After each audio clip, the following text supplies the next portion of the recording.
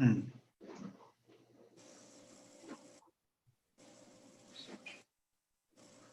Mayor, are we ready?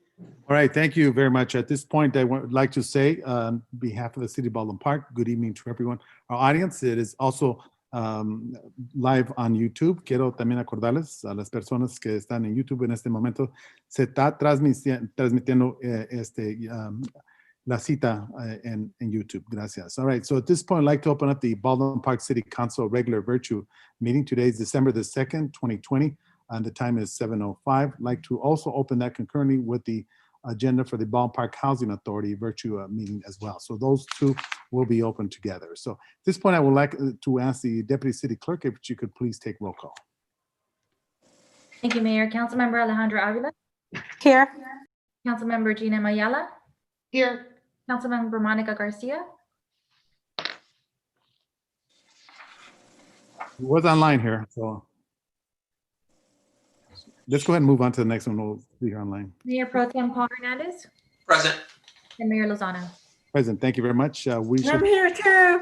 Oh, that's right. Hold on. Happy birthday. What's that? Happy birthday. Oh, thank you. Thank you. Thank you very much. Appreciate that. Thank you. Yes. My birthday ends at 12 midnight. Alrighty. Okay, so at this point, we'll go into the invocation. And I believe that we have from the Church of the Redeemer, we have Pastor Flores. So we could get him online? No, he is not online. Oh, he's not online? All right, so if we could get him after, at this point, we'll go over to the Pledge of Allegiance. So I will ask everyone to please stand. I'm in the chamber, so the flag is here. So if everyone could do so, thank you. Ready, begin. I pledge allegiance to the flag United States of America. Republic, And to the stands And one nation, under God, under God, indivisible, Nation, with visible, with liberty, and justice for all. justice for all. Thank you. All righty, thank you. Thank you very much. At this point, I'm not certain, we have Pastor Flores. If not, we could also wait for him at the end of the meeting as we commence, as we go on. Yes, before Mayor, we start the I'm sorry, I was just going to say we hold on, had I asked lost- to join, and I will send him a reminder. Excuse me. Okay, that's fine. All right, thank you. Thank you very much. Before we go on, I just want to state that our condolences to all those individuals that have been affected by COVID-19, those that have passed on, and those that are currently affected. So we wish you the best and speedy recovery. This pandemic has affected Baldwin Park in a high level, as well as the county itself. So we have to make sure that we continue to be safe and how we distance ourselves and wearing the mask at all times as well. All right, so at this point, I'll go over to the agenda. So I will go ahead and bring in the housing department, this for the housing authority, the virtual meeting. So I'm going to bring that in, then we'll go back to the regular city council meeting. All right, so at this point, I'll go ahead and I'll open up the housing authority, virtue officer, and we do have the public hearing. We'll go over to the public hearing. The public hearing to consider the Baldwin Park Housing Authority, the BPHA Public Housing Agency, PHA, FYI 2020-2024, 5-year plan and fiscal year 2020-2021 PHA annual plan. Is anyone speaking regarding the actual? Yes, Mayor, I do have Ms. Fernando Sandoval. Okay, so allow me to open up the public hearing then first. Just so at this point, I'll go ahead and open up the public hearing. So anyone wishing to speak in favor. So at this point, I'll go ahead the public hearing. Thank you, Ms. Deputy City Clerk. Sorry about that. Okay, let me go ahead and place the call. One moment. Thank you. Appreciate that.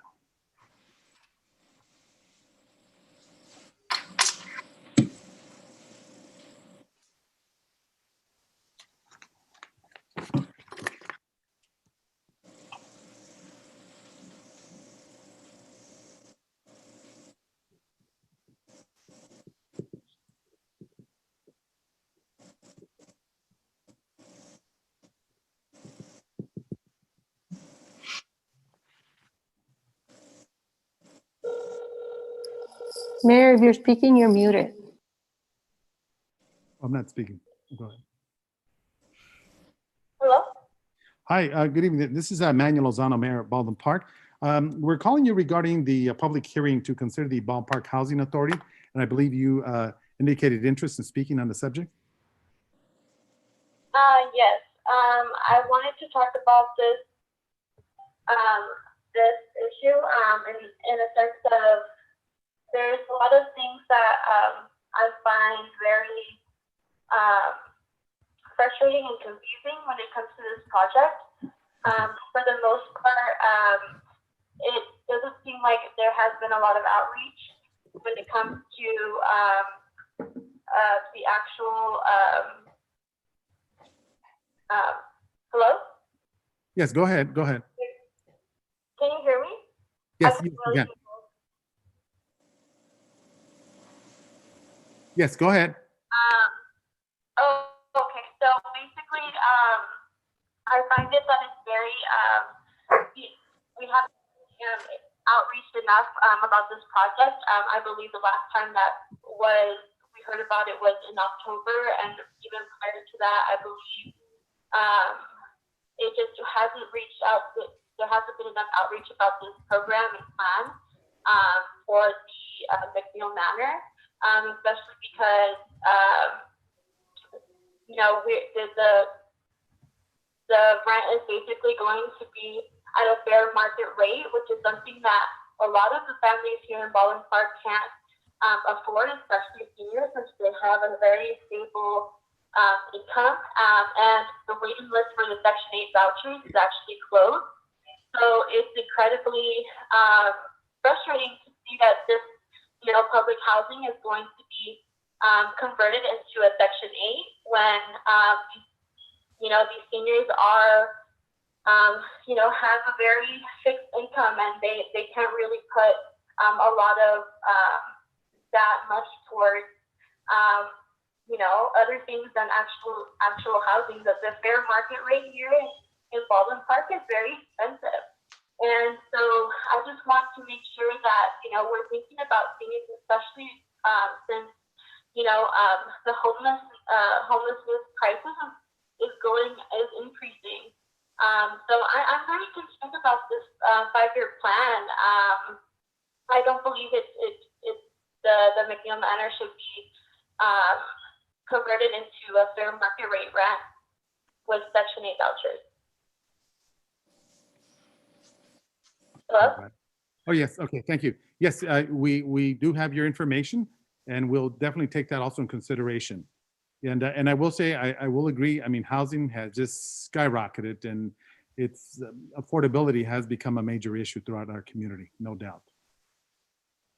Yeah, and the thing is, I just don't think that there is enough outreach, and plus, because it is a 5-year plan, and the council that is voting on this is outgoing. I don't think it's right for this voting to occur, or this because of a deadline. This has a lot to do with people's housing, and that's a basic right, and I think we need to protect it for seniors. Okay. Sorry, thank you. Your time is up. Thank you so much. All right. Thank you very much. Appreciate that. Okay. Mayor, Ben Martinez and Carol Averill are here, and I'm sure they can answer any questions. Let's do it after we close let's do Great. that after. Let me do that after we close the public hearing. So at this Yeah. point, Deputy City Clerk, do we have any additional speakers for the public hearing? Yes, Mayor, we have Ms. Beatriz Sandoval. Let me attempt to call her now. All right. Thank you. Appreciate that.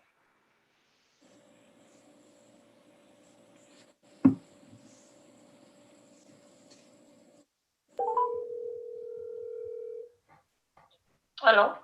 Hello, Beatriz. Good evening. It's Manuel Lozano. ¿Cómo está? Hi, Mayor. Hello. Yes, you wanted to speak on the hearing for the public housing. Yes, I want to talking about the sign the study or something doing in affordable housing, and the convert the 12 units in the Morgan Park who are for low and extremely low income to convert that in market rate units.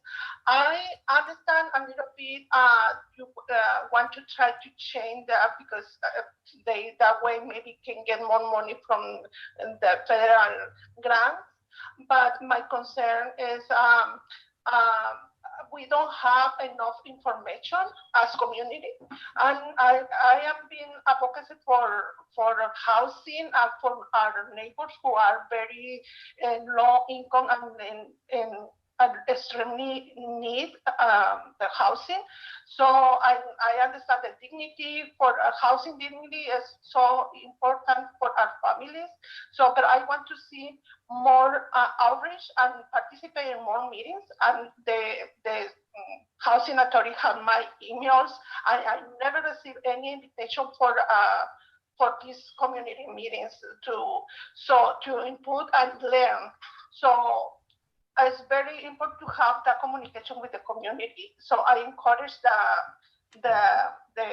Carol and the Benjamin to reach out the community. We are here to support good ideas, but I know nothing about closed doors. So please, they need to consider our opinion and also teach us more about housing issues. So I encourage you not sign nothing now until they have the conversation with the community, real conversations. I know they announced in San Gabriel Valley Tribune, but I never see, and I'm very involved in the community. So why I never see any invitation for this community outreach? I'm participating in other community outreach about the master plan and other meetings. So I want to see that communication. We not only with other resident concerns in Baldwin Park. That's very important. All right, thank you very much. Your questions have been recorded, and we will have comments coming from the individuals that represent this particular subject. Thank you very much. All right, at this point, Madam Deputy City Clerk, do we have any other questions? That concludes comments for public hearing on the housing, Mayor. All right, thank you very much. At this point, I will go ahead and move to close the public hearing. That is my motion. Is there a second? Second. Second by Vice Mayor Hernandez. Any objections?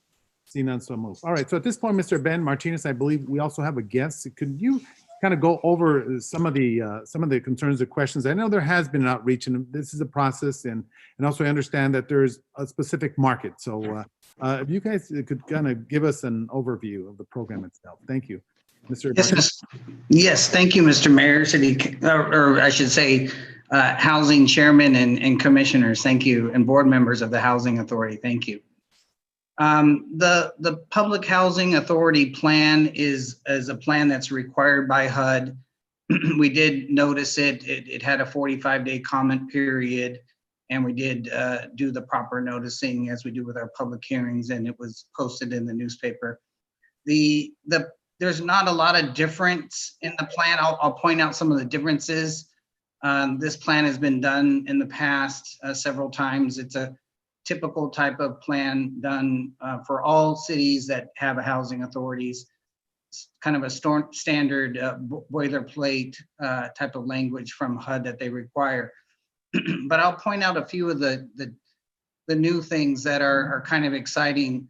The speakers were talking about McNeil Manor. So essentially what the plan talks about with McNeil Manor is right now the housing authority is only collecting the minimal amount of rent from the renters, which are all elderly senior citizens on a fixed income. And we only collect 30% of their income towards the rent. What we're planning with this PHA plan, which is just a governing document, it doesn't talk specifically about just this project. It talks about the whole housing authority and Section 8 program and other housing authority activities. But what it talks about, which is different and actually good for us and good for those residents at McNeil Manor, is that we will we'll work with HUD, and they're asking us actually to do this, as they are other housing authorities, to project base that and convert that project. So what that will mean is that the residents will remain, the residents will pay the exact same amount that they've always paid, but we as a housing authority will be able to collect additional rents because of the project-based vouchers. And then we'll be able to use that additional rental income to maintain the property, because right now And in the past several years, we don't collect enough money to maintain the property. It's very small and there's only a few renters there. It's only it's not that many units. So the income is not there to do the repairs that all housing projects need. So it's actually a very good thing. And that's one of the things that the plan discusses is the conversion of McNeil Manor to a project-based project. And that will allow us to collect additional rent from HUD. And again, to repeat, the tenants will remain, the tenants will pay the exact same amount that they are paying today. And to just give you an example, if a tenant there receives $500 from Social Security income, that means their rent is about $175 a month. If a tenant there makes no income, the amount they pay is $0. So that will remain the same. No changes there whatsoever. The other exciting thing that the PHA plan talks about, and it's something that the council has already authorized us to move forward with, and we've approved the project-based vouchers for new construction of affordable housing.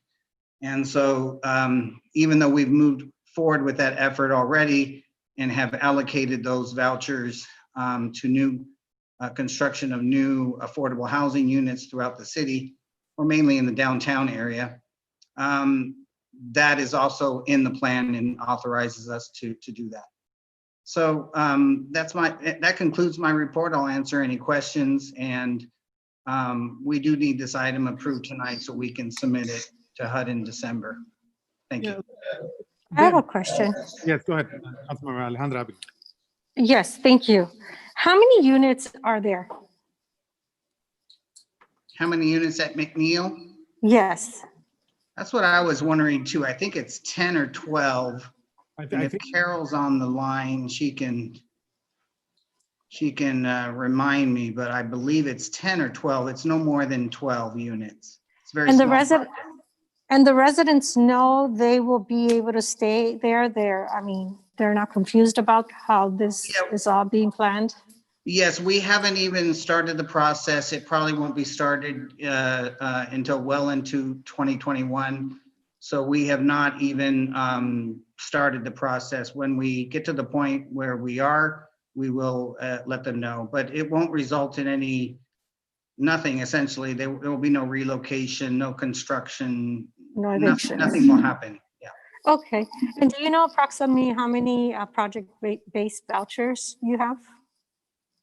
The project-based vouchers are, with the council allocated, we can allocate up to 30% of our voucher total, which is 899. So it was right around 260 vouchers.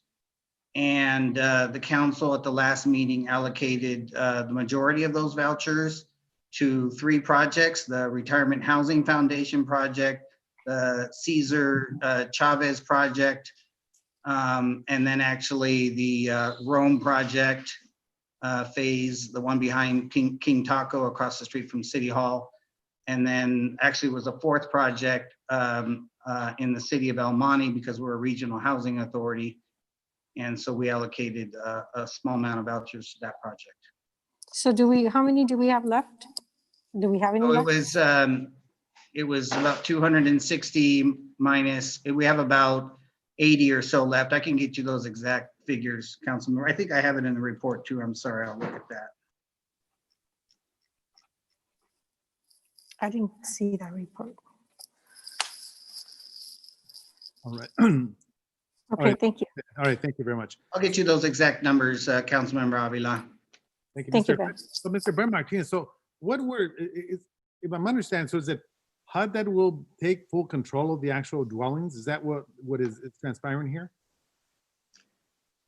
Mr. Mayor, no, the project McNeil Manor will remain the same. It will.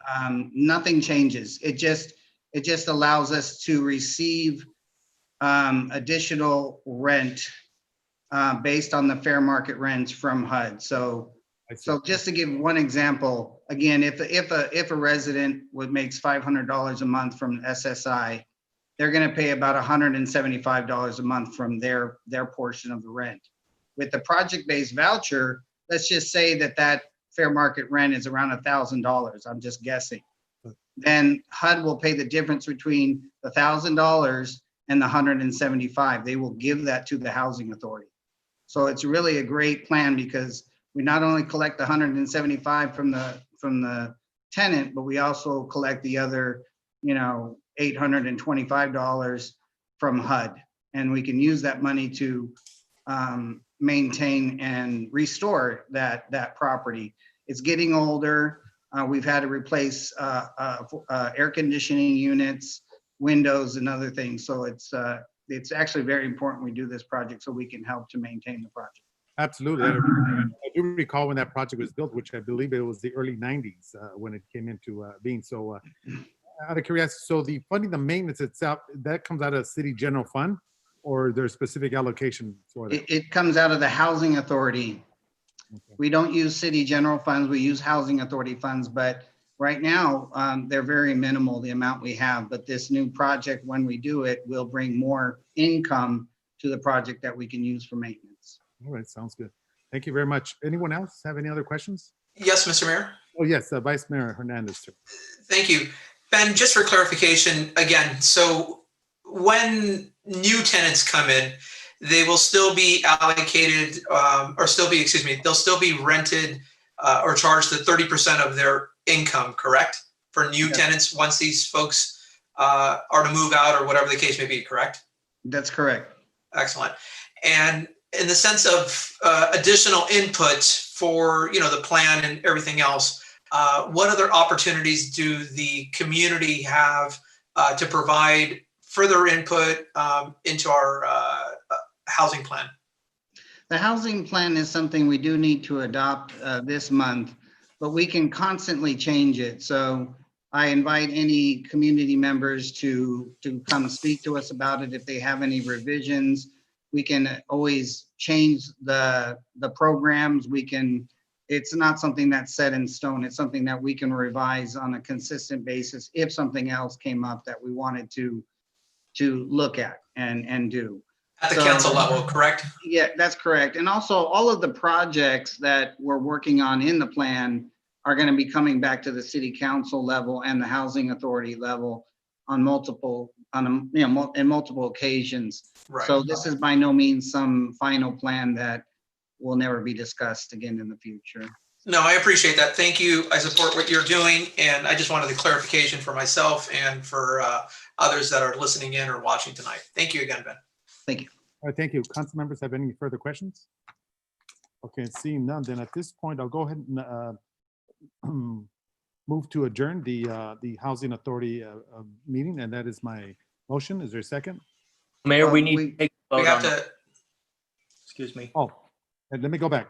Sorry about that. Thank you very much. Appreciate that. All right, so at this point, we'll go ahead and make a motion. The staff recommend that the BHA conduct a public hearing, consider public input, and adopt resolution number 8A 2020-001 entitled "A Resolution of the City of Baldwin Park Housing Authority Approving and Adopting the Public Housing 2020-2025 5-year plan and annual agency plan for fiscal year 2020-2021, which establishes the adoption of the plan as required by the U.S. Department of Housing and Urban Development (HUD).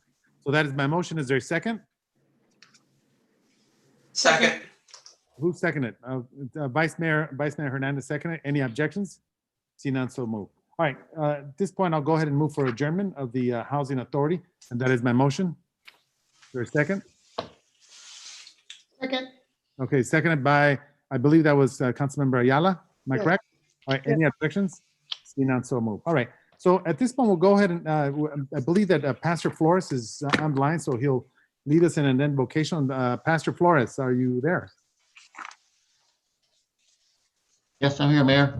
Flores, thank you very much for being here this evening. It's a special evening. Of course, it's my last city council meeting on the dais.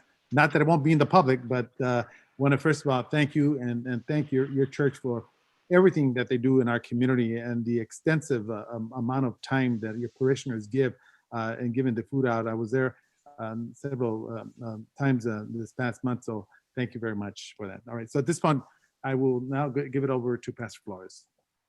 Great. Thank you, Mayor. Let us pray. Gracious God, we thank you for this season of Thanksgiving.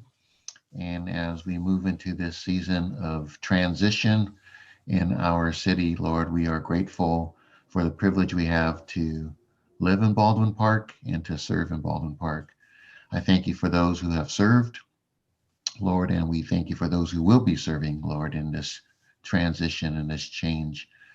We are grateful, God, for the people in which you brought to Baldwin Park, the heart and the passion, the desire to want to continue to make this city honorable, Lord, and one that serves others. Lord, we thank you, Father, for this season. In the midst of this season, Lord, where some have experienced loss, hurt, disappointment, darkness, pain, sickness. It's the Christmas season, Lord, and we are reminded of your great love for your people through Jesus Christ. Lord, let us see your light. Let us see your hope, your love, your peace, and joy in this season. Lord, thank you for our leaders. May you fill them with your wisdom, your compassion, Lord, to serve for you. We ask all these things in the wonderful name of Jesus Christ, who taught us how to pray. Our Father who art in heaven, hallowed be thy name. Thy kingdom come, thy will be done, on earth as it is in heaven. Give us this day our daily bread, and forgive us our trespasses, as we forgive those who trespass against us. And lead us not into temptation, but deliver us from evil. For thine is the kingdom, the power, and the glory forever. Amen. Amen.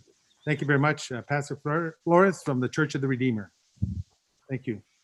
All righty. Okay, so at this point, we're going to go into the public,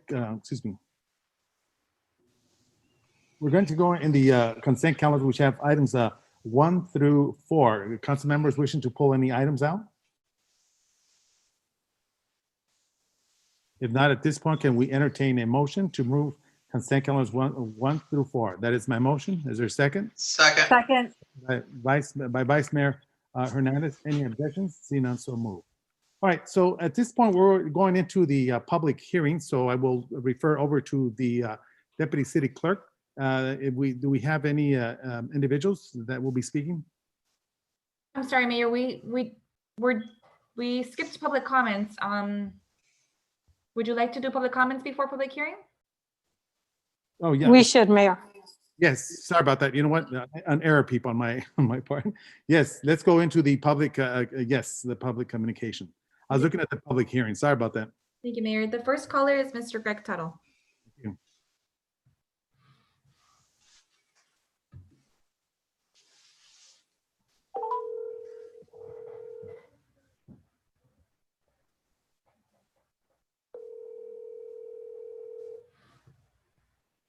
Hello? Mr. Tuttle, this is Manny Lozano. Good evening. This is public communication. Oh, okay. I was listening to the thing and you jumped right into this. Okay. Right. Okay, so we're ready for my public communication? Yes, sir. Start the clock over, please. Hold on one moment, Mr. Tuttle. Okay, all right, go ahead. Yes, sir. We're ready? Yes, sir. Okay. This is, first of all, to Chief Lopez.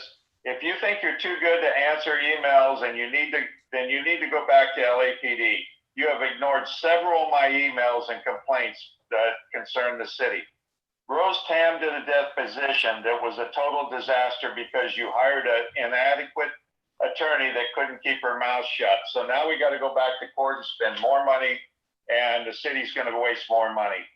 Mayor, I don't know why you would think the people would want to name a chamber after you for being a bully, a racist, and a very corrupt person. The voters spoke at the last election, and they are tired of your corruption. The only reason that you won the last election in 2018 is your buddy Jean Alla, who paid for the $50 for votes for herself and you. Since you couldn't vote this year, the only 3 people who are going to vote for this chamber name change is political prostitute Monica Garcia, Paul Clueless Hernandez, and of course your pay to vote Jean Alla. I will help reverse this decision with a petition if needed to stop it. The Lozano family still owes the city $25,000 that the city loaned your dad, and it's past due. This is going to be many changes in the city administration, and one of the very corrupt city attorney, the most corrupt that I've ever seen, Robert Tafoya, is going to have to go. He's been sanctioned by the courts. He's named in at least 3 different lawsuits, is being investigated by the FBI for corruption, and he's being investigated by Rialto Water Board corruption and the dilemma of paying directed lucrative contracts from lawyers. Mayor, your $9 million general fund is nothing more than a fraud in cooking the books with Rose Tam. We all know the city lost the lawsuit with Hadsel that cost the city over $7 million plus attorney fees. And no insurance is paying and picking up the tab for this. You just have to pay the interest on the appeals court when you get done and more attorney fees. 15 lawsuits are filed against the city, which are draining more of the reserves. And you forgot to mention the $54 million CalPERS bond that the city owed because it was mismanaged by you and your staff. So I think what you need to do is say, I'm sorry for screwing up the city budget. Thank you very much, and have a good trip. All right, thank you very much, Mr. Tuttle. Appreciate that. All right, so at this point, we'll go over to the next caller, Madam City Clerk. Thank you. Yes, the next caller will be John Rios. Thank you.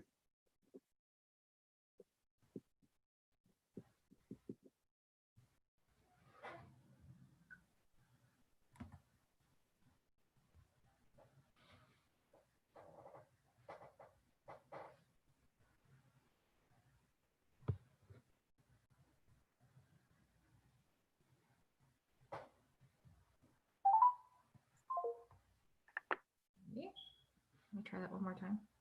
That's fine. Let's go on to the next one.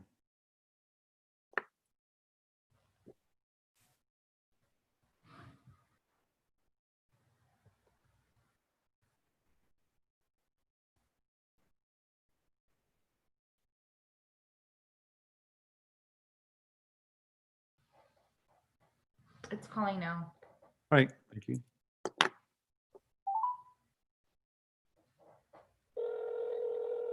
There we go.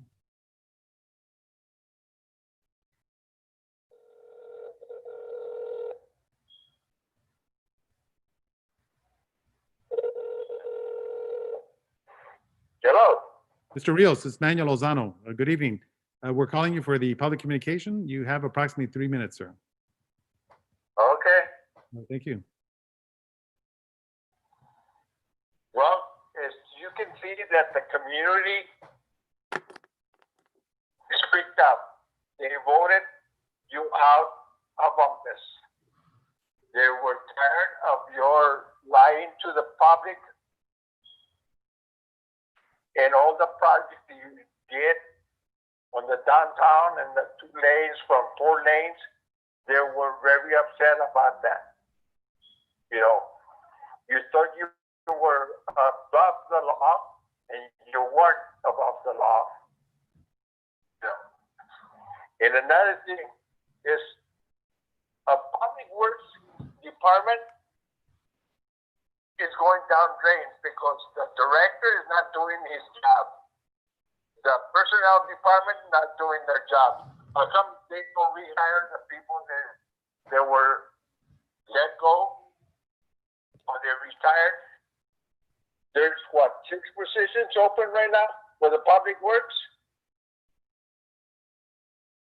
And one of the things is all the directors that you have right now, they're all eating the city of Baldwin Park. They're all taking advantage of the city of Baldwin Park. So thank God that you out. I hope the new mayor can understand and listen to the public. The public, when I get interview with you guys, the public is the one that come to me and they ask me, once you lost the election, they were so happy. They came by and congratulate each other. Because it was time for you to leave. 20 years of eating from Baldwin Park was too much.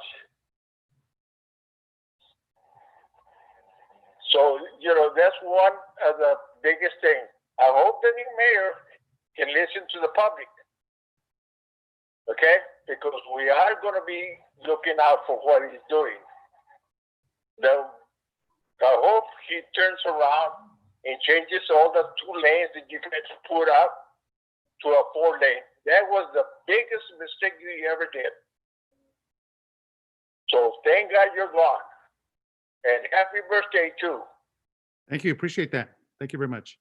All right, moving on to the next person.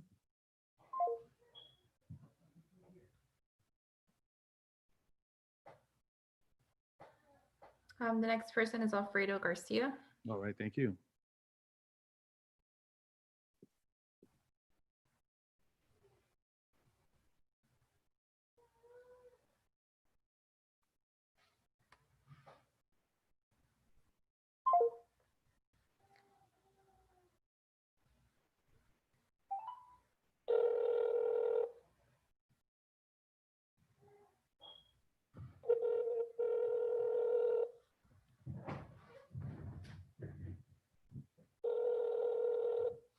Welcome to Verizon Wireless. The number you dialed has been changed. All right, let's go ahead and go to the next one, Madam City Clerk. The next is Fernando Sandoval. All right, thank you.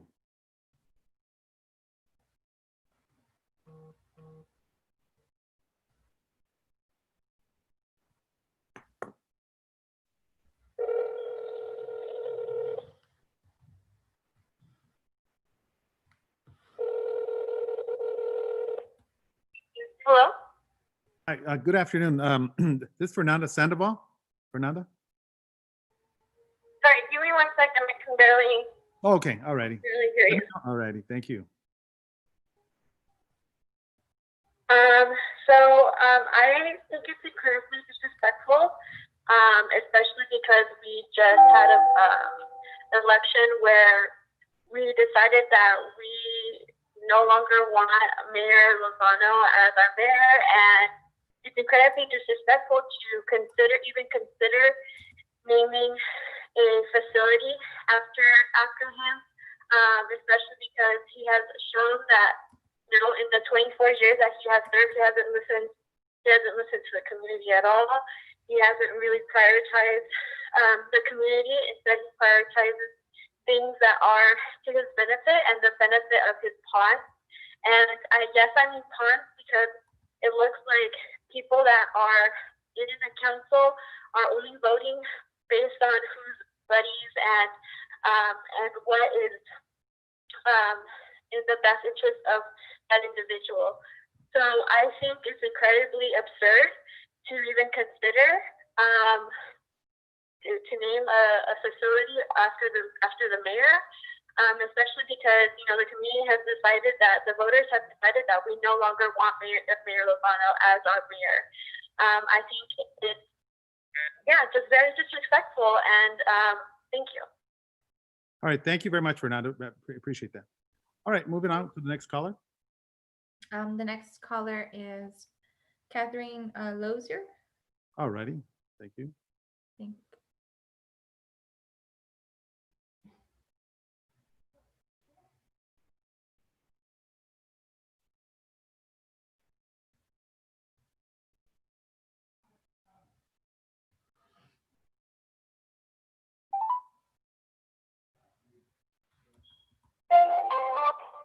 The person. Sorry, let me try that one more time.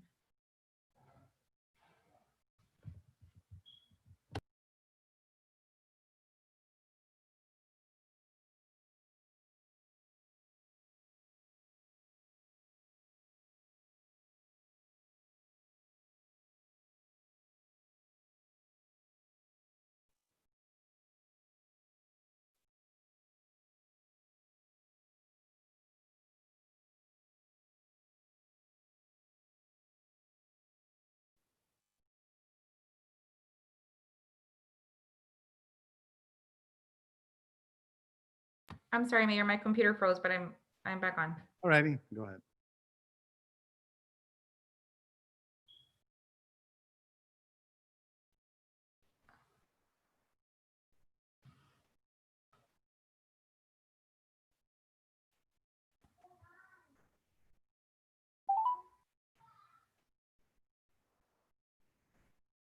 call has been forwarded to an automatic voice message system. 3-2. All right, we'll go to the next caller. Okay, the next caller is Javier Navarro. Thank you.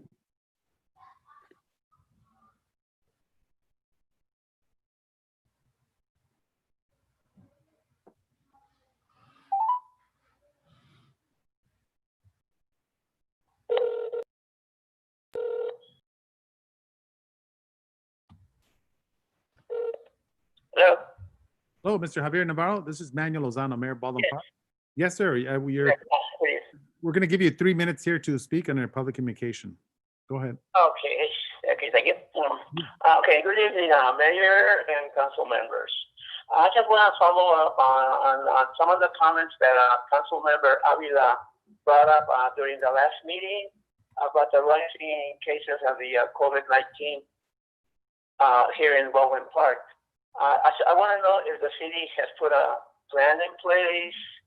What's code enforcement doing?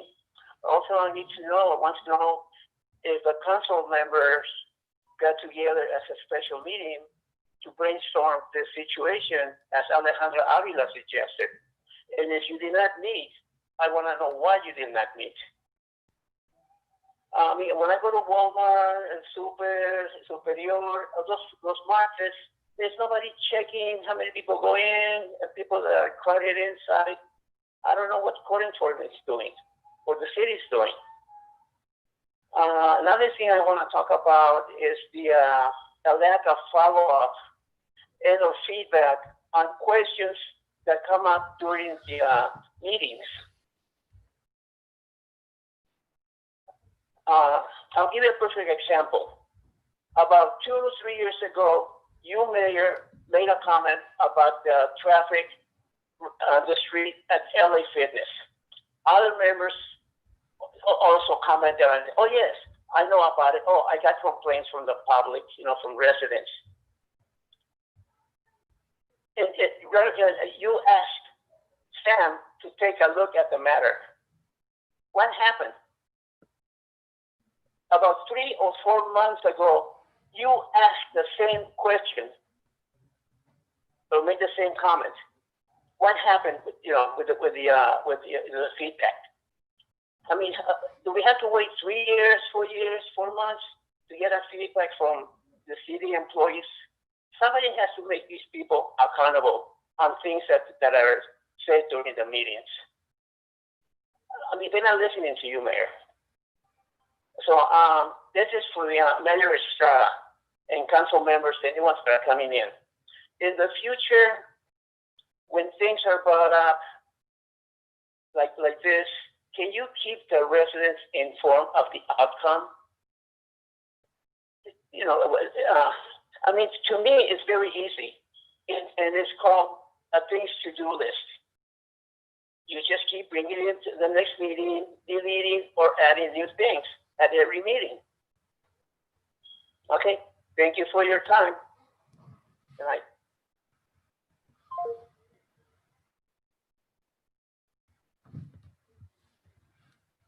The next speaker is Beatriz Sandoval.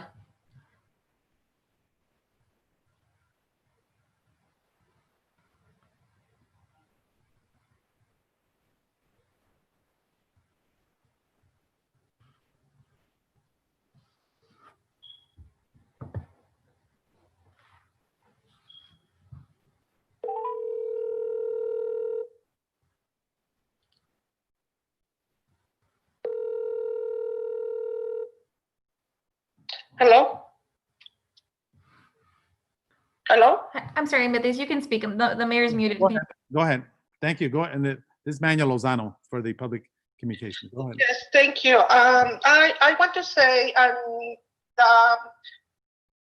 the way you are conducting the transfer for the city council to the new city council is immoral. It's no way why are you doing items in this agenda and take decision when you already know the new council member is coming out this night, coming in this night.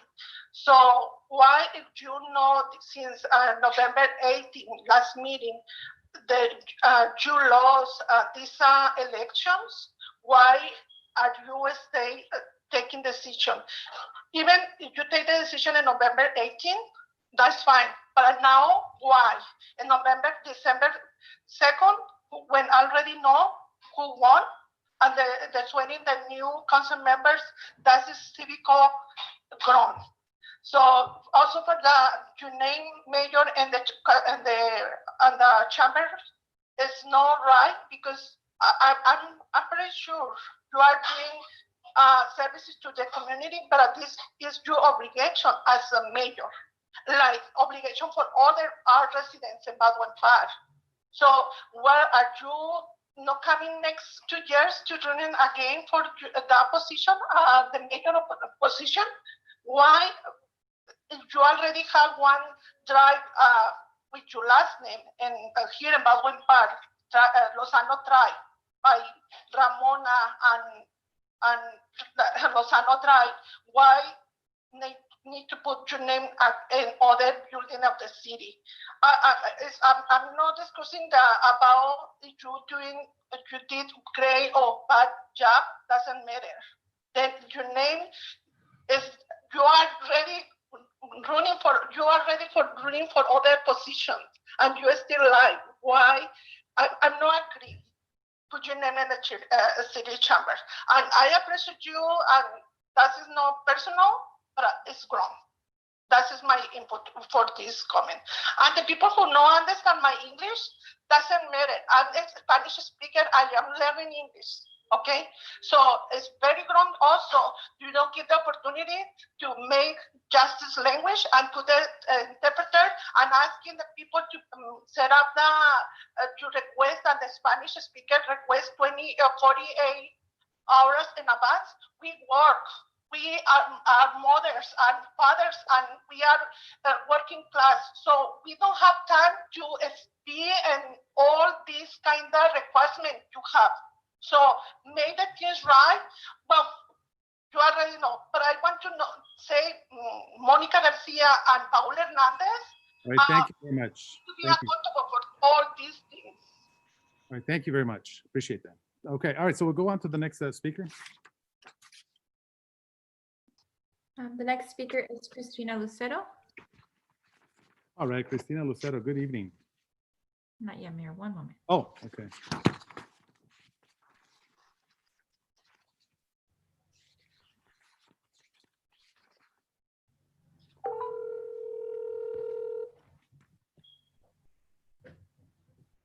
Hello?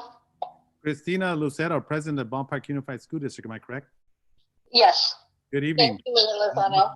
I just wanted to call and congratulate the incoming members of the City Council, our incoming mayor, Mr. Estrada, and our incoming City Council, Mr. Damian, and also Marlene Garcia. I look forward to us working together. I've often felt that Baldwin Park can be so much stronger with both the city and the school district working together. I just want to say congratulations, and hopefully we can even support the business together and all of us show up as a unit, because this is one community. What the City Council and the school district impacts every person that lives in this community, every student, every child, every parent, grandparent. And I think we can just build a stronger community with all of us working together. So again, welcome to the new elected members, and I look forward to working with you. And happy birthday, Mr. Mayor. Thank you very much, Lucero. Thank you very much already. Thank you very much. At this point, we'll go on to the next one. The next speaker is Evangelina Kaplan. All right, thank you.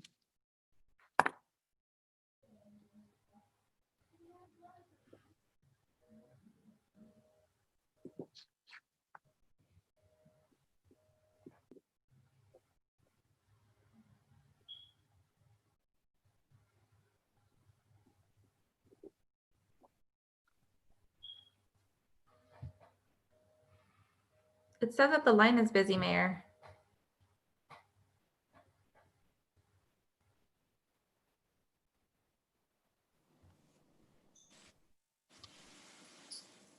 Maybe try again.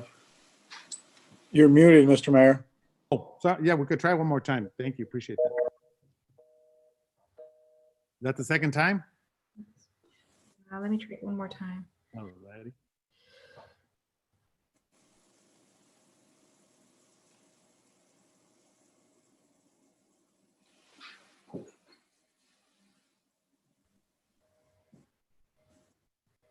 Yeah, the line. That's fine. We'll move on to the next one. Thank you. The next one is Anthony Bajarron. Okay, thank you.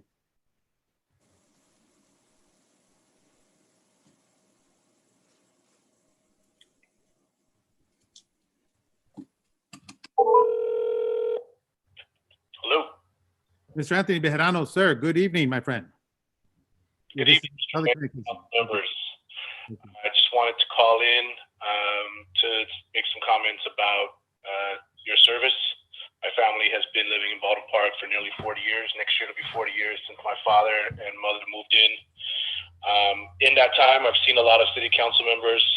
I've seen my share of mayors, and you have been one of the best that I've seen. Your record speaks for itself. People can, make all the criticisms they want about your service, but from the day you got in to today, Baldwin Park is in a better place than it was. Having served with you for 4 years, I've seen your commitment up close and personal. You put a lot of time in. One of my favorite memories was on the weekends, you picking me up and, driving me all around to all the different events that the community was having and everyone inviting you in. So thank you for your, many years of service. I wish you luck on your future endeavors.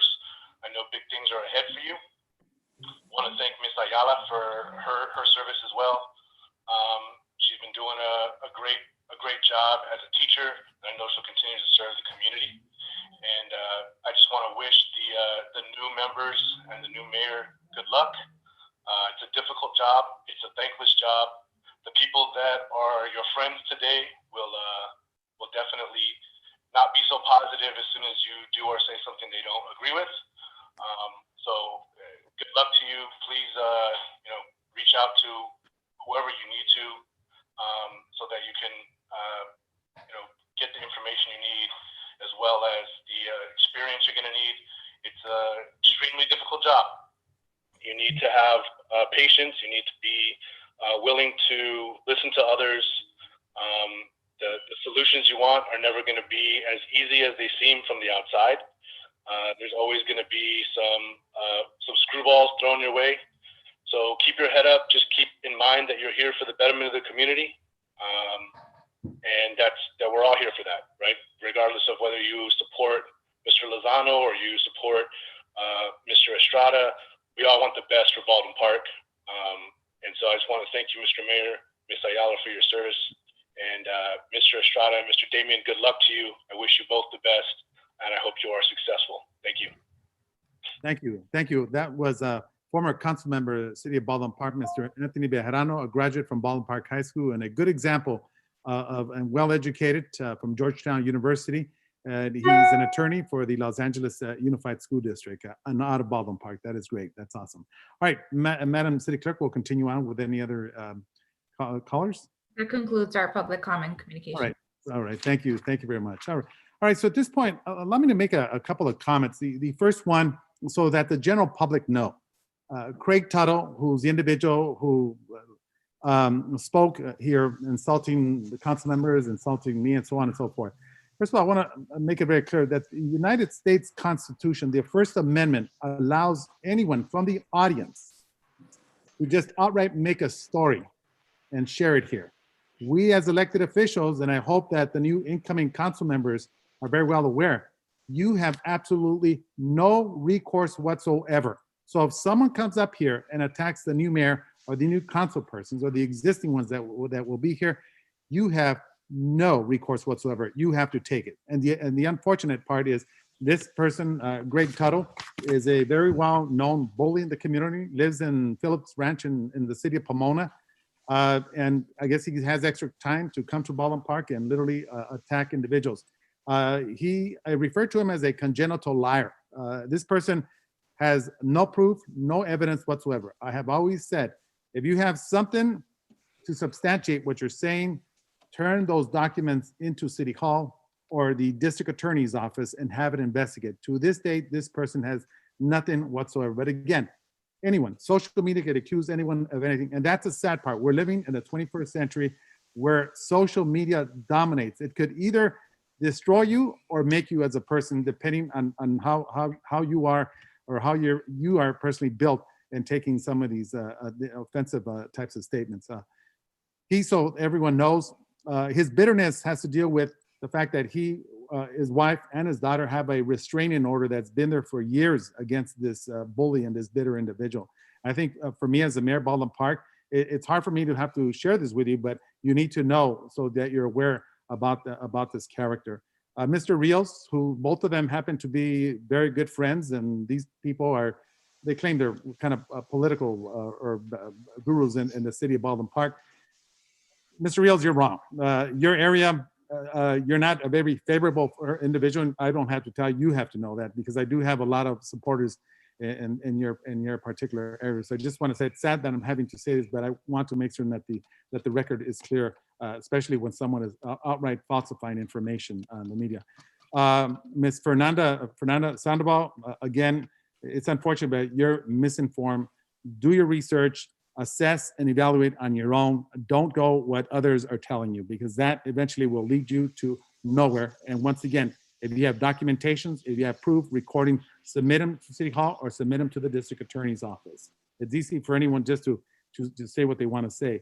Mr. Javier Navarro, the city of Baldwin Park does continue to enforce the mask wearing and the amount of people that can visit the restaurants and markets and so on and so forth. It's become a challenge, not only in Baldwin Park, but throughout the county. We were the first city that had the COVID-19 distributed free throughout the community and service over 1,500 individuals. We are also having an event this coming Thursday as well that will start, and let me just get it out so we're aware of this information. Well, I'll pass it on. So yes, is the city active addressing the issues? Absolutely, in conjunction with the county health department as well. So it's important for us to know that. Then Ms. Beatriz, she's a friend and she has her political opinions, and I respect her for that matter. The unfortunate part, again, please do your research. You have documentation, so on and so forth. Follow the process. It's easy for someone just to outright say something. And again, it's false information. There's no evidence whatsoever. But again, that's when I first started back in 1992, it was way different. Now social media dominates everyone's opinion without any type of research, but that's what it is. Her term immoral, that is very interesting. For Ms. Lucero, I hope you come true in what you're saying. I've always said there's 21 schools in Baldwin Park. That means there are 21 parks. You have always refused to work for the city for whatever odd reason, I don't know. I have treated you professionally every time I've allowed you the stage, despite the fact that you never reciprocate and you didn't have to do that. But know one thing, Ms. Lucero, I will not be behind the curtains because I will be addressing that. We're going to open up those schools and make them parks so that we have a lot of park space throughout the city. I pay major taxes when it comes to it, and I have a say-so as well. So I want to send that message to her very clearly, that both her and I will definitely be working as a civilian and her as an elected official. All right, so at this point, I just want to make sure Mayor, can I say something, please? Go ahead. Go ahead, Alejandra. Thank you. Oh, I couldn't hear you. Thank you. First of all, I want to thank all the residents that called in and everybody that's on the chat. I appreciate all your comments. Please know that the City of Baldwin Park will be moving forward. We will be working with the Baldwin Park Unified School District. We will continue to work on the COVID situation that we have, and we definitely will have more updates for you as soon as we have more updates. And I believe that we do need to do more because Baldwin Park is the 6th highest with COVID cases in LA County right now. So we definitely need to find a way to flatten that curve because it's very, very concerning. I work for the Baldwin Park School District as well. So you are all my family, you are all my community. So we will work together, Ms. Lucero. those of you that are calling, please continue to call and give us your opinion, your thoughts, your concerns, because that's what we are here for. Thank you. And absolutely on that. Mayor? Yes, go ahead. Who else wanted to say something? Yes. Councilmember Garcia, Yes. go ahead. Let me know when you're done and I would like to speak, please. No, go ahead. I'll go after you. Okay, thank you.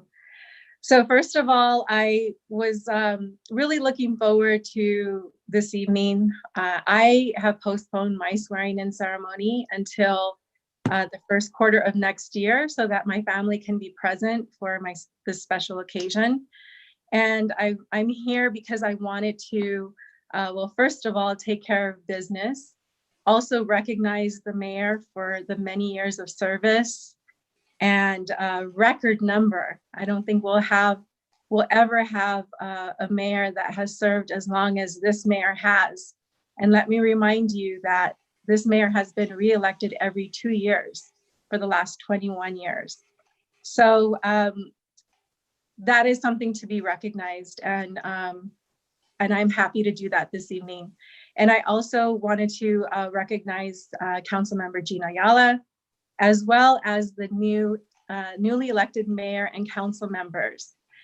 I really wanted to keep this evening positive, and I do encourage, participation from the public, but I also want to call out BS when it's present. And you heard from Greg Tuttle earlier, and he's a person that called me a political prostitute. Well, I just want to say that this is a person that has been a bully, has been racist. He has called me wetback in the past, in addition to political prostitute. I tried to get a restraining order against him, but because I'm a public official, I wasn't able to, because we have a higher standard of burden versus a regular citizen. But I do want to take the opportunity right now to read the words of other women in his life that he has impacted and that he has bullied. So let me take the opportunity right now, because I didn't want to be negative. However, I think it's warranted based on some of the comments that were made earlier. And let me just say that those comments were made because I have been a successful council member here. I'm grateful for the confidence that has been bestowed upon me, if you will, by the voters of this community, more than 11,000 in this election alone. And I have served my community. I have done it honorably. I have also been effective at fundraising and also leading political campaigns. And so if this was a man, I would just kind of be congratulated. But because I'm a woman, this person thinks that it's his right to call me a political prostitute. Well, again, let me read a restraining order that was obtained by his ex-wife and how he has treated other women in his life. In her words, she says, "I am seeking this order on an ex parte application based on the fact the respondent has caused physical harm to our daughter and is mentally abusing both of us to the point we are in fear of our lives." This is a person that got up and spoke earlier, and I agree with the mayor that, yes, we all have freedom of expression. But I am letting you know that I am not going to tolerate this behavior.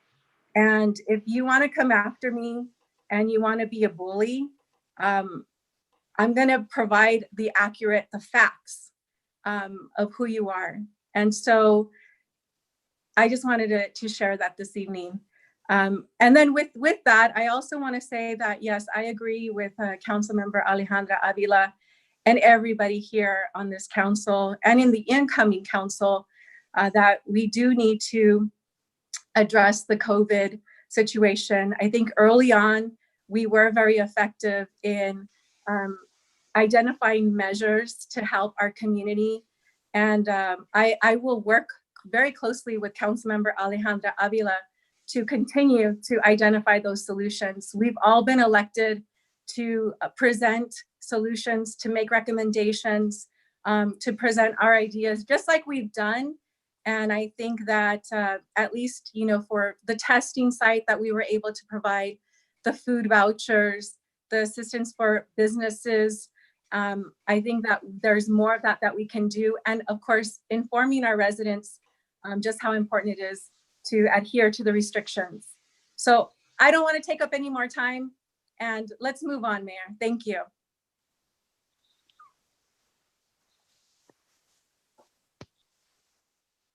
It's unfortunate that we're having to address this. That would be different, but nevertheless, we're going to move on. All right. So at this point, council members have anything else they wish to share? If not, we'll go over to the consent calendar that we have items 1 through 4. Council members wishing to pull any item? We already did that, Mayor. Right. Well, yeah, that's when I went back. Okay, so at this point, we'll move on. Thank you. This one will go over to the public hearing, which item 5, which is the fiscal year 2019-2020 Community Development Block Grant, CDBG, and Home Investment Partnership Home Consolidated Annual Performance Evaluation Report at the CalPERS. So who is handling this for the public hearing? Hello? Mayor Ben Martinez and his staff. Okay. Thank you, Mr. Mayor. If you can open the public hearing and take any comments, we'd be happy to provide a report if needed. All right. Okay. So at this point, I'll go ahead and open up the public hearing for the fiscal year 2019-2020 Community Development Block Grant, CDBG, and the Home Investment Partnership. So at this point, Madam City Clerk, do we have any callers that wish to speak on the item? Yes, Mr. Mayor. Mr. Greg Tuttle, I'm calling him now. All right. Thank you very much.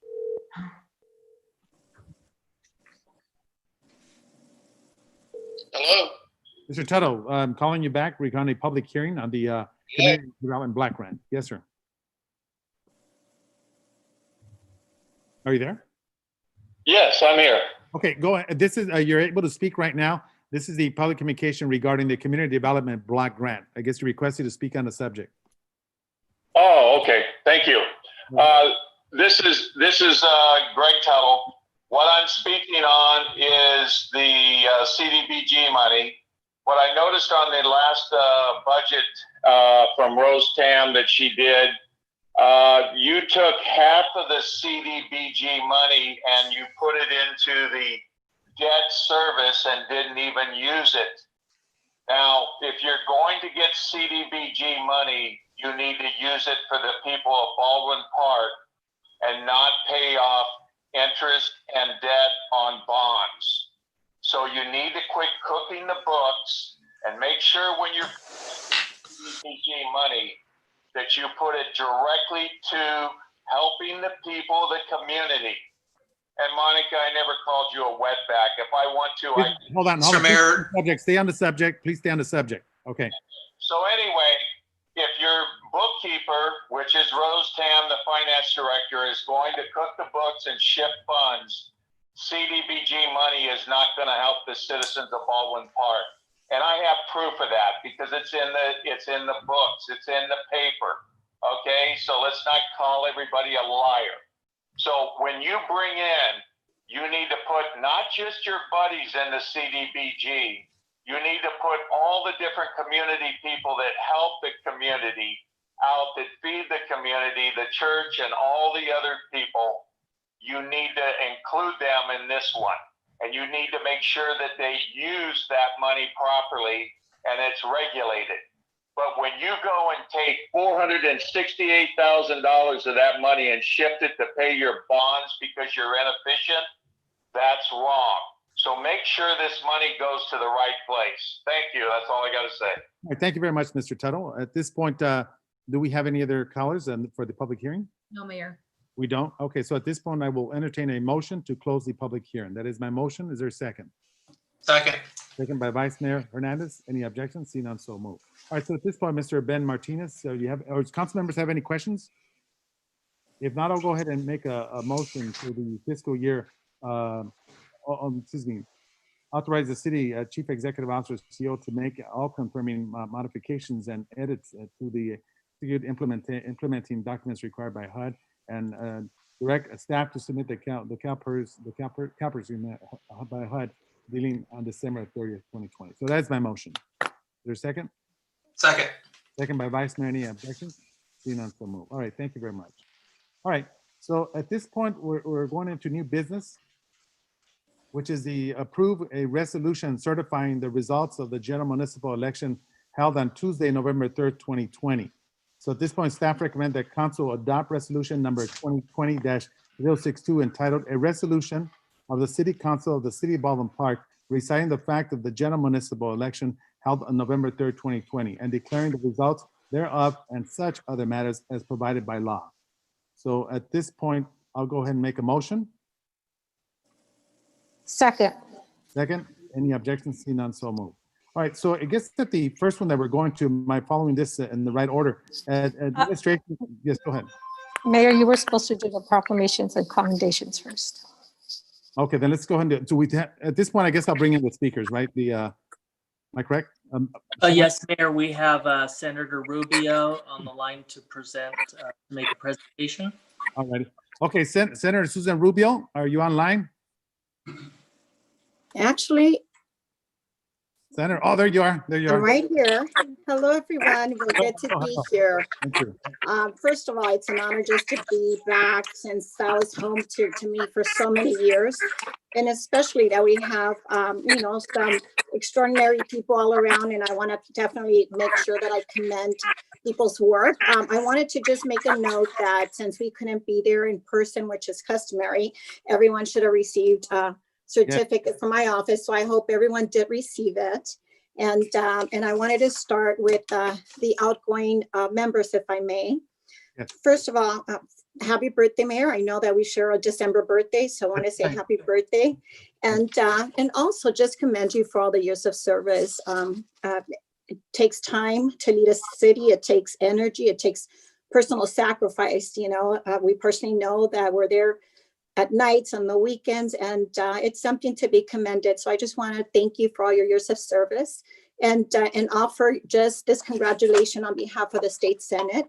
On behalf of the State Senate, we want to recognize your 28 years of service. I understand that some of it was when you were a commissioner, but collectively 28 years is quite a long time. So thank you for just being willing to serve. Like I said, it's a sacrifice. You've been the longest serving mayor, and that's a title that perhaps, someone else may not have. And so I want to congratulate you. So I hope that you got your certificate and it's there with you. And, I'm sure that you'll continue to do other things that will further the work that you've done as a mayor. So again, thank you for serving all these years. I wanted to also recognize Jane Ayala, for her service. I know that you're a teacher. I was a teacher for a long time, and I taught at the same time. I was a council member, and I understand the challenges from grading papers after hours to having to do work on the weekends, parent teacher conferences, and you've managed to do that. And so I want to thank you for that. It's not an easy job, and I've done both. So again, thank you for your service. You should also have your certificate of recognition from the state. And we hope to see you around as well, continuing to further, the work that you're so passionate about, and also continuing to be part of our community. So I also want to recognize the outgoing Mayor Pro Tem. I know usually it's not customary, but I also want to just say to the Mayor Pro Tem, Paul Hernandez, thank you for serving as Mayor Pro Tem. I know that sometimes we think it's an honorary title, but a lot of the times the mayor can't be there and you have to step up. And I've seen you step up and lead a few times. So congratulations. So I hope that you also got your certificate of recognition. Thank you. Thank you. I want to go now to the newly elected members. And so I want to start off with the newly elected mayor. Mayor, I just want to say that I'm already very impressed with your advocacy work and how hard you have been working to further your agenda for affordable housing, open space, and particularly breaking down the barriers for low-income families and trying to make sure that they're taken care of. And so there's something really special that I don't think we've thought about in all these years. And I'm also very honored and proud of your wife. I don't think we realize we haven't had a first lady in the city of Baldwin Park for quite a long time. If I remember correctly, it was Fidel, and I don't think he was married at the time. Then it was Betty Lowe. So she was a mayor. There wasn't a first lady, and then Mayor Lozano. So I believe you're the first one with at least since 1990 with the first lady. So I hope that she also enjoys the ride. And I know you have two little ones. And I hope that they learn a lot and grow along with you. So thank you for, again, wanting to serve. Someone mentioned it earlier, it's a lot of work and it's a lot of personal sacrifice. And the fact that you're willing to do it with a young family, I think it's commendable. And we're going to be here to support you. So, Mayor, we do have a commendation for you as well. And I'm sorry I couldn't be there personally to give it to you, but I hope to meet you in person and make sure that I recognize you personally as well. So thank you. And I'm here to support you for anything that you need. I wanted to take time to also recognize our newly elected council member, Danny Damian. What I know of Danny Damian is that he does so much outside of his work in his business. Recently, he had a turkey drive and was able to gather a lot of turkeys to give to the most needy. Again, those are things that he does outside his business, outside his personal life. And so thank you for taking care of our community here in Baldwin Park. I know that you've been very dedicated to serving. I'm so sorry, my phone rang. I know that you're very dedicated to serving, and as my opinion, you've always conducted yourself in a very professional and respectable manner. So I wanted to assure you that I'm also here to support you and hopefully, collaborate with all of you actually on the dais, from the newly elected mayor to Paul Hernandez and yourself. So again, I hope to see you in person so I can recognize you in person. I also want to recognize now our re-elected council member, Monica Garcia. It is tough sometimes to hear some of the attacks, and it's not easy. So I want to say sorry for that, but I also want to just say thank you for all the years of service. More than a decade is, a lifetime when you're giving up of your personal time. And so hopefully with the change of guard, we find a common ground, not myself, but just in general, everyone to work on positive changes. I know the mayor and everyone prior to today has already started to work on projects. I know myself, personally, it takes time to develop projects and do the work. And so hopefully you collectively can carry the torch and do a lot of great things for our community. Marlene Garcia, the newly elected city clerk, I also sent certificate of recognition. So hopefully you also received it. And I know that you're not new to Baldwin Park or the dais, and just want to say thank you for, again, wanting to serve. It is something that you love, and I know that it's something that you'll do well.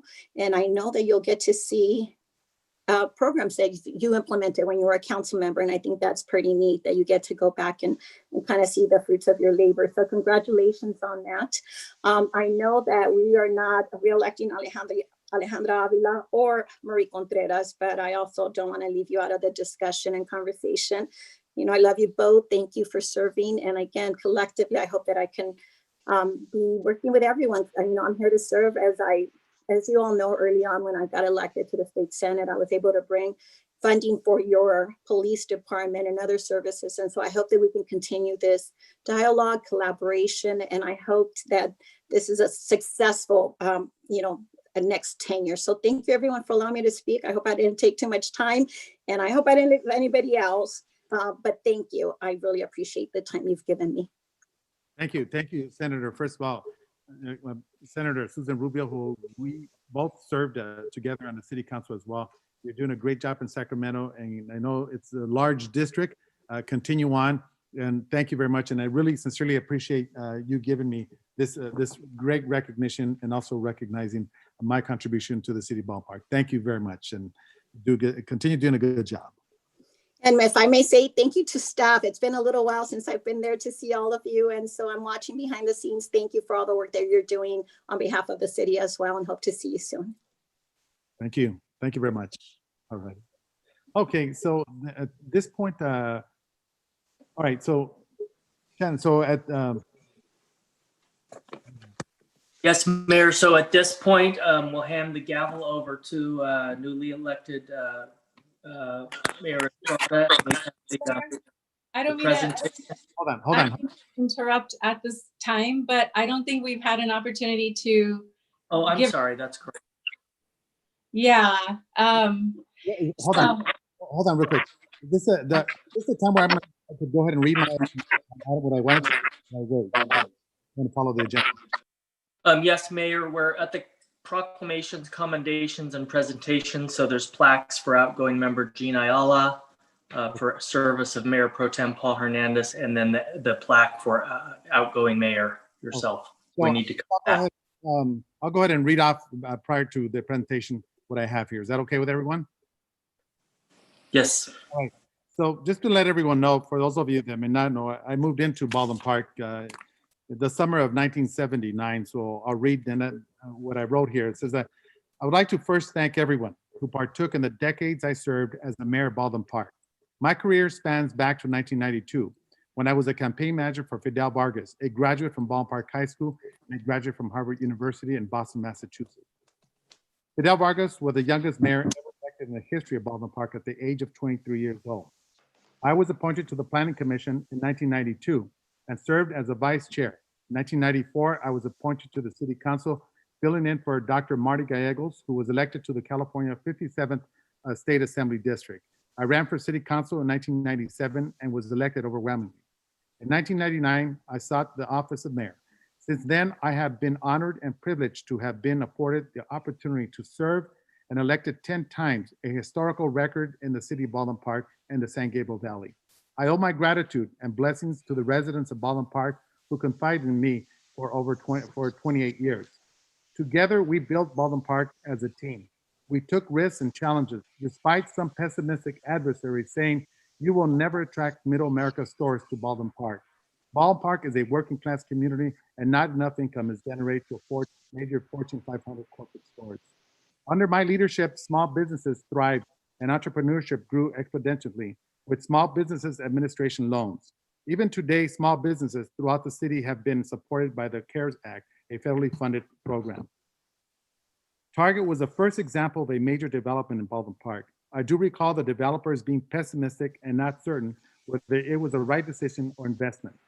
Various surveys and numerous questionnaires were circulated community-wide. At the end, Target became a reality. It was from this point we sought Walmart, Home Depot, Smart & Final, Harley-Davidson, LA Fitness Center, and numerous other venues. We fought extremely hard to transform Baldwin Park to be a desirable and competitive city in the San Gabriel Valley. Today, we enjoy a thriving and diverse community with real estate at an all-time high. As mayor, I made it a priority to increase home ownership to those residents who never imagined being homeowners. Today, we have a good portion of residents who have achieved the American dream of owning a home. It was all made possible by various federal and state grants. Seniors have always been our priority under my leadership. We developed 2 major senior citizen housing projects with 1 additional project with 55 units slated for 2021 and 2022. Low to moderate housing has also flourished in Baldwin Park. Metro Village, Ramona Villa, and 2 additional projects also slated for 2021, 2022.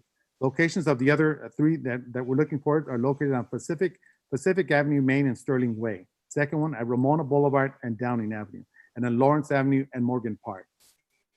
No one can deny the transformation of Baldwin Park. I leave a legacy from a city which once had crime and homicides in the teens and now noted for one of the lowest crime rates in the San Gabriel Valley.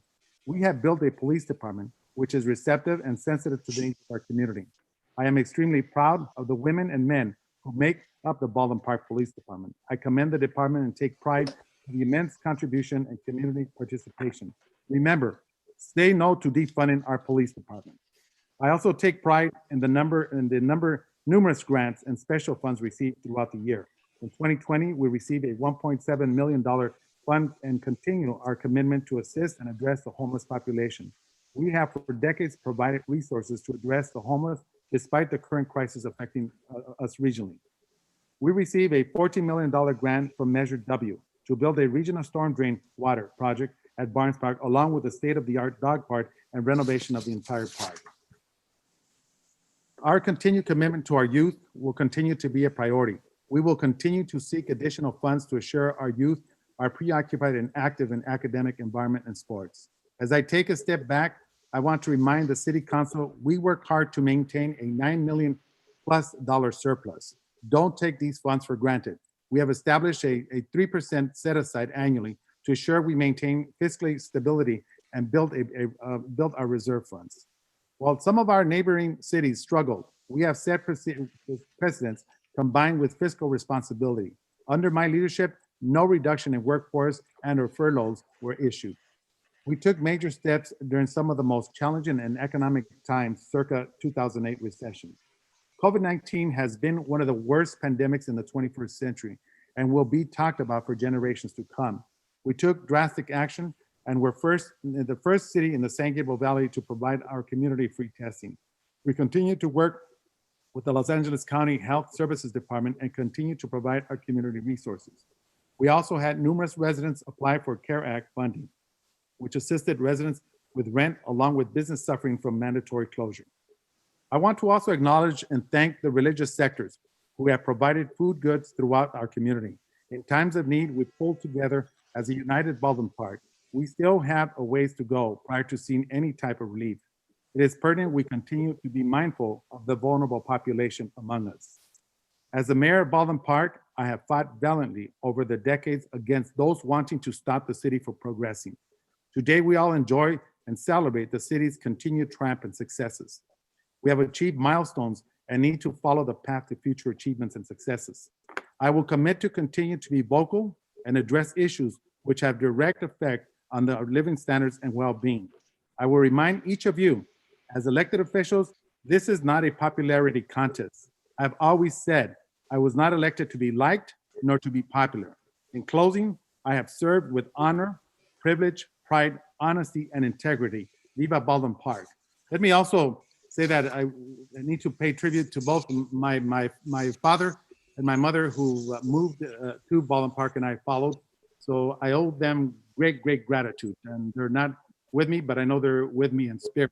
I also want to acknowledge my compadre who passed away going on 2 years, Felipe Plasencia, one of my best friends who was involved in a plane crash. And hopefully my compadre, as Jolie is online here, I dedicate this to him because I know he's here in spirit. And also acknowledge my family, my brother Junior Lozano, my awesome campaign manager for over 26 years, to my sister Blanca, to Mary, Melda, and Juan, and every one of them, all my 20-something nieces and nephews. I want to thank just about everyone, but I know I don't have time, but thank you very much. And what an honor and a pleasure it has been for me to be able to be the mayor of Baldwin Park. And also want to let the residents know, yes, I came at 10,000 something and the elected mayor came at 11,000. So both he, including me, have an obligation to those that continue to support me and hopefully combine together to build the city. One thing to remember is do not capitulate. Now tonight, everyone here got a perfect example of two bullies that will continue to come here if they don't get their way. I have never and will never capitulate to anything like that. My priority has always been the city of Baldwin Park, and I have a proven record of what I have done, as it was acknowledged by the senator and acknowledged by literally hundreds of thousands of residents who have voted for me 10 times as a mayor of Baldwin Park. And as Councilmember Monica Garcia stated, it's every 2 years. And Mr. Mayor-elect Emmanuel Estrada, just a reminder that once you, as well as Mr. Damian, are officially sworn in, remember, you are a public official and you will become vulnerable to all these false accusations that may fly around. But be strong and be strong-willed as well. So I want to congratulate both of you. I look forward also in working with each and every one of you, and we will continue to be active in our community. Thank you. All right, so at this point, I believe we're going to have a council member, Gina Ayala. Thank you, Mayor. Thank you. I do have a few words to say, and it's going to be difficult to follow the mayor, but I'm going to try my best. I would like to take this opportunity at this time to first of all say thank you to the community for their continued support, and especially to over 8,800 residents who continue to show their confidence in me by voting for me. I am humbled and well aware of the importance of your vote. I want to publicly acknowledge those closest to me for their unconditional care and love, especially during these last few months. To my family, my parents, Luis and Socorro Ayala, who are my forever angels in heaven and the main reason for my presence here in the city of Baldwin Park. To my siblings, my uncles and aunts, cousins, nieces and nephews, my dearest friends who span my lifetime, my 3 wonderful godchildren, my compadres, my family all over this country and in Nicaragua. Your continued support and words of encouragement are so very much appreciated. Thank you, and I love you more. I want to also thank our city staff for the remarkable work that you do on a daily basis for our residents, for our community, and for me. Many people can look from outside in and not really fathom the amount of dedication and commitment that you have to our community. The city staff works tirelessly to keep our city running, to make it a viable, desirable, and safe place for everyone. When I was elected as your city clerk in 2018 and now as your council member, I have been afforded an excellent opportunity to see firsthand what our city staff and departments were doing. During my tenure, I worked alongside our extremely professional, extremely knowledgeable and experienced Chief Deputy City Clerk, Mrs. Lourdes Morales, to begin making those efforts to streamline our records and retention process. We are so fortunate to have someone of Ms. Morales' caliber and professionalism in our city clerk office. And I thank you, Lulu, for your professionalism that you bring to your position. And I personally thank you for all that you do, and especially for your endearing friendship. Our administration team is exemplary. I appreciate the guidance of our CEO, Mr. Shannon Yahtzee, our legal counsel led by Mr. Robert Tafoya, and our council executive secretary, Mrs. Rosa Caballero. The commitment of our team is endless. They continuously work for the betterment of our community. Thank you for always your guidance and your care, and I appreciate it. Thank you to our city staff and departments for their innovativeness, their desire to look outside the box, and their commitment to moving our community forward. Thank you to our finance team under Director Ms. Rose Tam for always keeping us fiscally responsible and financially sound. You and your team are exceptional. Thank you to our Public Works team under Director Mr. Sam Gutierrez for continuously maintaining our community infrastructure and making sure that it is appropriate, up to date, and well maintained. Thank you always for placing our community first. I appreciate it. Thank you to our Community Development Division and Housing and Planning teams under Director Ben Martinez for their efforts in maintaining opportunities for growth in both residential and commercial areas. Thank you to everyone in Housing and Planning for all your work daily to make sure plans are met and codes are addressed. I want to personally acknowledge the work of our Community Enhancement Code Enforcement team. This group has done an exceptional job in enhancing our communities.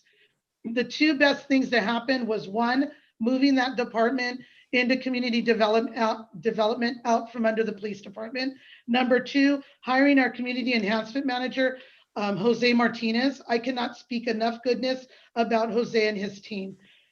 Thank you also, thank you especially to you, but also a special kudos to our planner and engineers, Ron Garcia and John Bechet, with special love and thanks especially to Miss Esther Washington, who is truly heaven sent. A true team effort every single day by this team. So thank you so much. I also have to express my sincere thanks to Recreation and Community Service Department under our Director, Manny Carrillo. I have said this before and I'll say it again. I have a special place in my heart for Recreation and Community Service. Not only was I afforded the opportunity to serve as a commissioner for their department, but my siblings and I are products of their programs and their services. The programs and services that this department offers are second to none. Even through our current situation of the pandemic, this department continues to go above and beyond for our residents, our community, and our seniors. The well-being of our residents and community continues to be our priority. Thank you, Recreation and Community Service, for always making Baldwin Park look so good. Thank you. I want to acknowledge our police department for providing public safety to our community on a daily basis. I specifically want to acknowledge those officers who serve and give of themselves to protect and care for our residents, our community members, and serve as mentors to our youth. I want to thank those officers who have assisted in reaching out to families in need, my own students, and our community. Thank you to those officers in our police department who really, truly care and value this community, because it's quite apparent. those that value our residents. They treat them with respect and dignity like they're their own family members. I greatly appreciate that. Believe me, your actions are quite noticeable and very apparent. Thank you for caring enough and truly serving this community by actually being out in the community, as you should be, by being respectful, caring, and visible. Thank you to those officers who have given of their own time to come to my classroom, foster mentor relationships with my littles, share their job experiences, read stories, talk, and listen to my own littles. I truly appreciate it. We appreciate it. We appreciate you. Thank you to those officers who have assisted me personally when my own safety was threatened and at risk. I appreciate your support and guidance and know that your concern was not just because I was an elected official, but a person whose safety was compromised. And I truly thank each one of you. Thank you for that.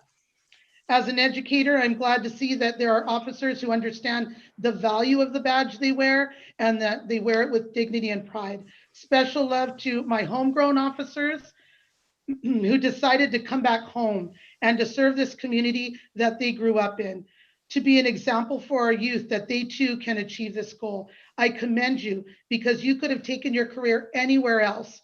You could have done this anywhere else, but you decided to come back and serve. You could have served any other community, and I appreciate that you chose to come back and give back to us. These officers should be acknowledged, respected, and praised for giving back to the community that they grew up in. And I personally thank you so very much for that. Public service continues to be a part of me. To serve my community and to help others has always been a part of my being. As a lifelong resident and a 28-year veteran teacher of the Baldwin Park Unified School District, I have been afforded the opportunity to touch the lives of thousands of youth, and now I'm educating their children. So that tells you how dedicated and committed I am to these families. Running for public office, being an elected official, and serving this community was always much more than an election race. This election was never about me. It was about the community of Baldwin Park, the community of Baldwin Park that deserves the best opportunities for its residents. I never just sat up on that dais just to sit up there, nor did I ever take it for granted. I viewed this as a privilege to serve my community as I did. I am honored to say that I am the only Baldwin Park lifelong resident Latina teacher to be elected as a city clerk and serve as a council member that sat up on that dais. I continue to serve my community as a well-respected educator, and yes, I am a role model.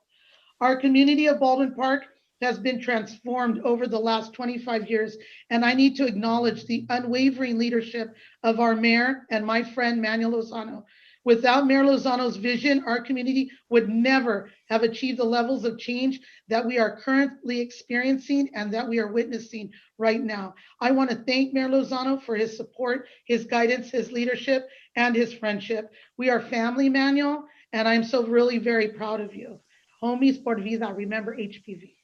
I'm reminded of what a wise man told us, that this is our time. This is our time to climb up on that hill and look down on our valley and see clearly what is happening. Then come back better, stronger, and ready. Thank you again to everyone. I rest assured my vision continues to be very clear. Thank you so much. Thank you, Mayor. Thank you.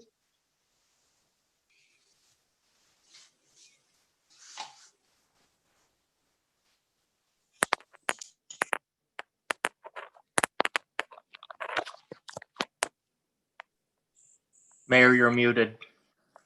Okay, well, can't hear me there. Okay, I want to first of all thank the executive team for everything they've done.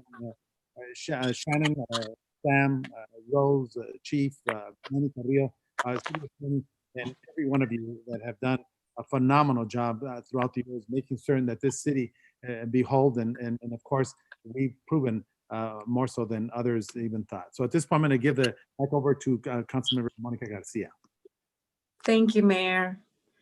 Well, you know, I debated on whether I should put some words together before this meeting or if I should just, you know, do improv, because I really wanted it to come from my heart. But I just want to say thank you so much for your many years of service. I have now served as a council member for 13 years. And I've had the honor of working with you as our mayor. I've seen you, up close, working with the constituents, and I've always been so impressed just what a heart for service, you have. And I just want to acknowledge that, because, the constituent services, that's something that comes with being a council member, being a mayor. But I really felt like you went above and beyond. You attended the funerals, you attended the weddings. In some cases, you married couples. You attended the barbecues and the family gatherings. And you always did it with such a great heart for service. I remember, we would be out and about and somebody would come up to you about something going on in the neighborhood, something going on with their family member, and you never hesitated. You were always quick to offer your service. And I don't know if we're going to see that level of heart in constituent service like we saw with you. And I think that's why people have loved you for so many years, and why they have felt so connected to you on a very personal level. There have been many times where we've been out in the community, not only in Baldwin Park, but also outside of the city.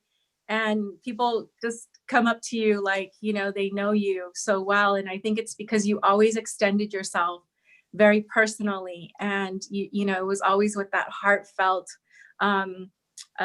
need and want to provide service and to improve the quality of life for those people, whether it was immigration issues or, like I said, infrastructure in the neighborhood. And so I just think that, those individuals will always remember how you served this community. And in addition to that, I can only speak to my experience growing up in Baldwin Park.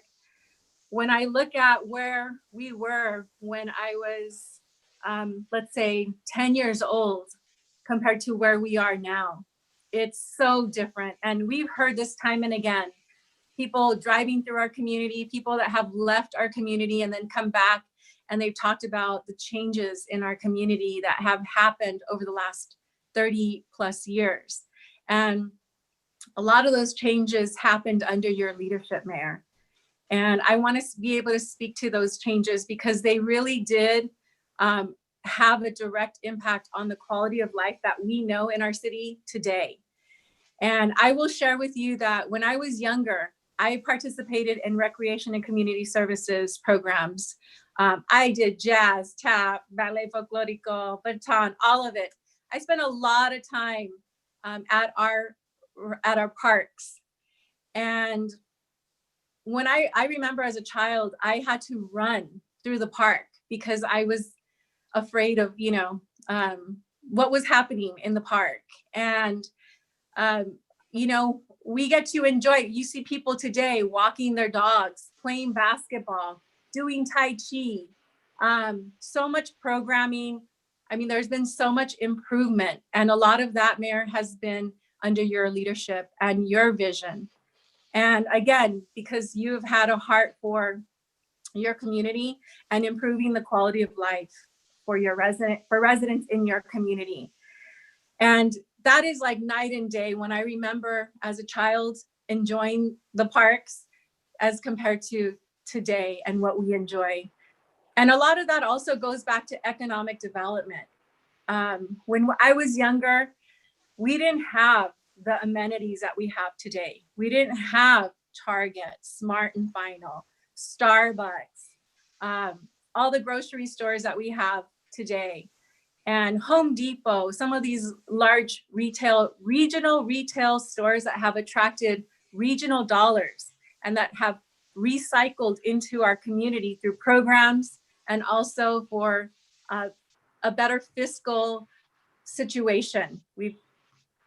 And so a lot of that economic development goes back to your advocacy, Mayor. And I want to give a lot of kudos to you because I know we were labeled, many years ago as a certain community, and you fought. It was that activist in you that pushed to help to see people. Help people to see our community in a different way, and that's what helped attract these amenities. But these amenities would not have come. This economic development would not have happened without the public safety as a foundation for our community. And I know that has been a hot button issue in this last year, but I will share with you that as a child, it was not fun. It was not fun dropping to the floor because there are bullets outside. That is not the same Baldwin Park that is today. Why? Because public safety has really changed what our community is and its feel. We've had investments, we've had economic development, we've had new constituencies attracted to Baldwin Park. I was just at Macy's the other day, and I happened to run into somebody who moved to Baldwin Park 3 months ago, and she was telling me how much she loved it. Brand new resident, and formerly a San Gabriel resident, city of San Gabriel. So I share all that because there has been a lot of investment, economic development, investment from new constituencies. And that's market forces that are happening. But you've also had, the vision for affordable housing. And I think it's important to highlight that because we have several senior centers that have provided affordable housing. I remember as a planning commissioner, when you were the mayor, when we approved a project, it always had a 20% affordable housing component. That has been a priority for our community. That I know that has been a priority under your leadership, Mayor. And I want to acknowledge that too, because while we've had investment, while we've had economic growth in our city, while we've seen improved public safety, we've also wanted to provide programs and housing, for our families that need it, for families in need. And I know that, Mayor, you and I have had a lot of conversations. And so I know firsthand that, again, this comes from your heart, in wanting to provide opportunity for residents, young families wanting to stay in the community, and seniors, looking for an affordable option. So I've seen all of this firsthand, and I just want to say that I thoroughly appreciated your leadership. I have been able to reap the rewards of the changes that have come into our community on a very personal level, just, to transform with this community. And a lot of that has been under your leadership, under your vision. And I just want to say, I will always remember just how wonderful, some of our stories out in the community, some of our funny moments. But more than anything, I will remember, just how you serve this community with such a great heart and the improvement that came from it. So I just want to say thank you, Mayor. I know that the work will continue, and I know that you will continue to be active in our community, work with the council and the school district, as you've mentioned here. And the reason why I am in support of naming the council chambers after you is because you've been our mayor for 21 years. I don't know if that will happen again. That is part of our Baldwin Park history, whether people want to accept it or not. You have been the mayor for 21 years, council member prior to that for another 5 years, and then planning commissioner, for a total of 28 years of public service. I don't know if we will ever experience that here in the city. And I think it's something that should be documented as part of our city history, because people don't just get elected, without good reason. And so I think that everything that I've talked about, are the reasons why you have been supported all these years, and why I support naming the council chambers in your name and in your legacy. So thank you, Mayor. Councilmember Monica Garcia, thank you. Really appreciate that. Awesome words. At this point, we're going over to Councilman, Vice Mayor Hernandez. Thank you, Mr. Mayor. Councilmember Garcia eloquently, rattled off many of your accomplishments, far more than I could ever, remember or do. The one thing that I certainly am appreciative is your friendship. The friendship that you've had towards me, towards my family, and my friends, right?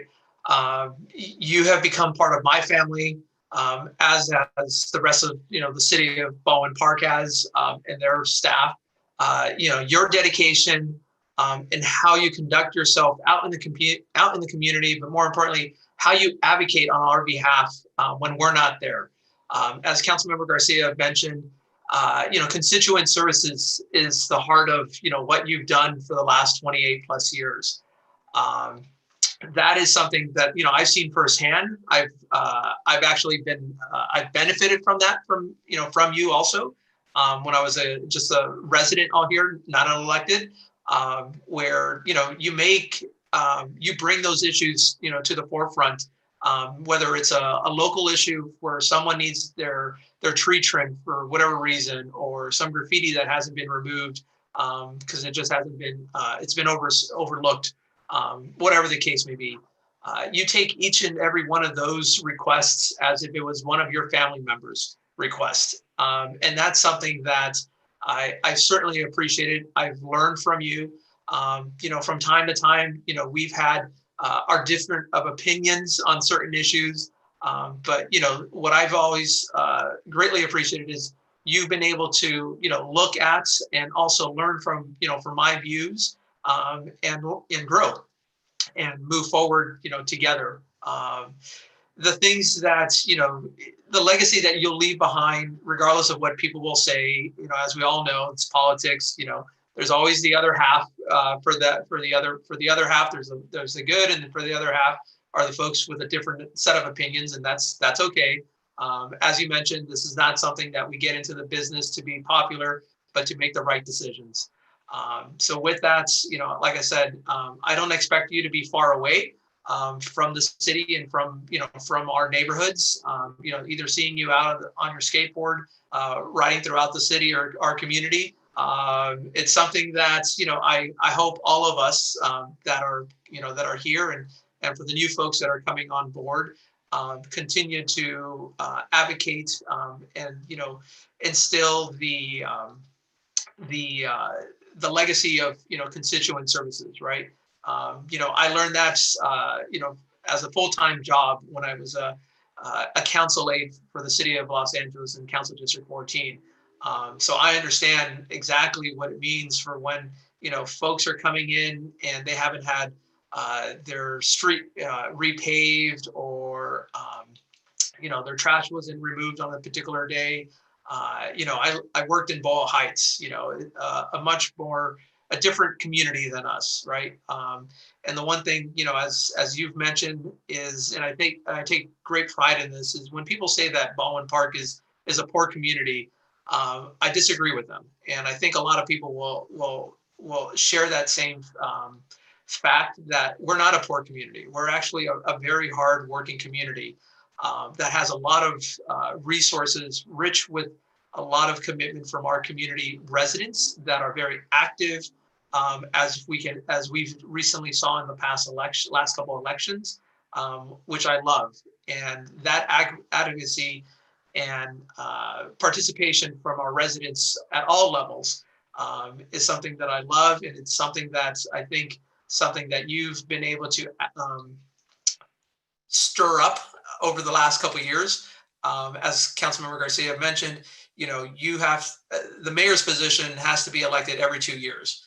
And what you've done is something that no one else has done in the San Gabriel Valley.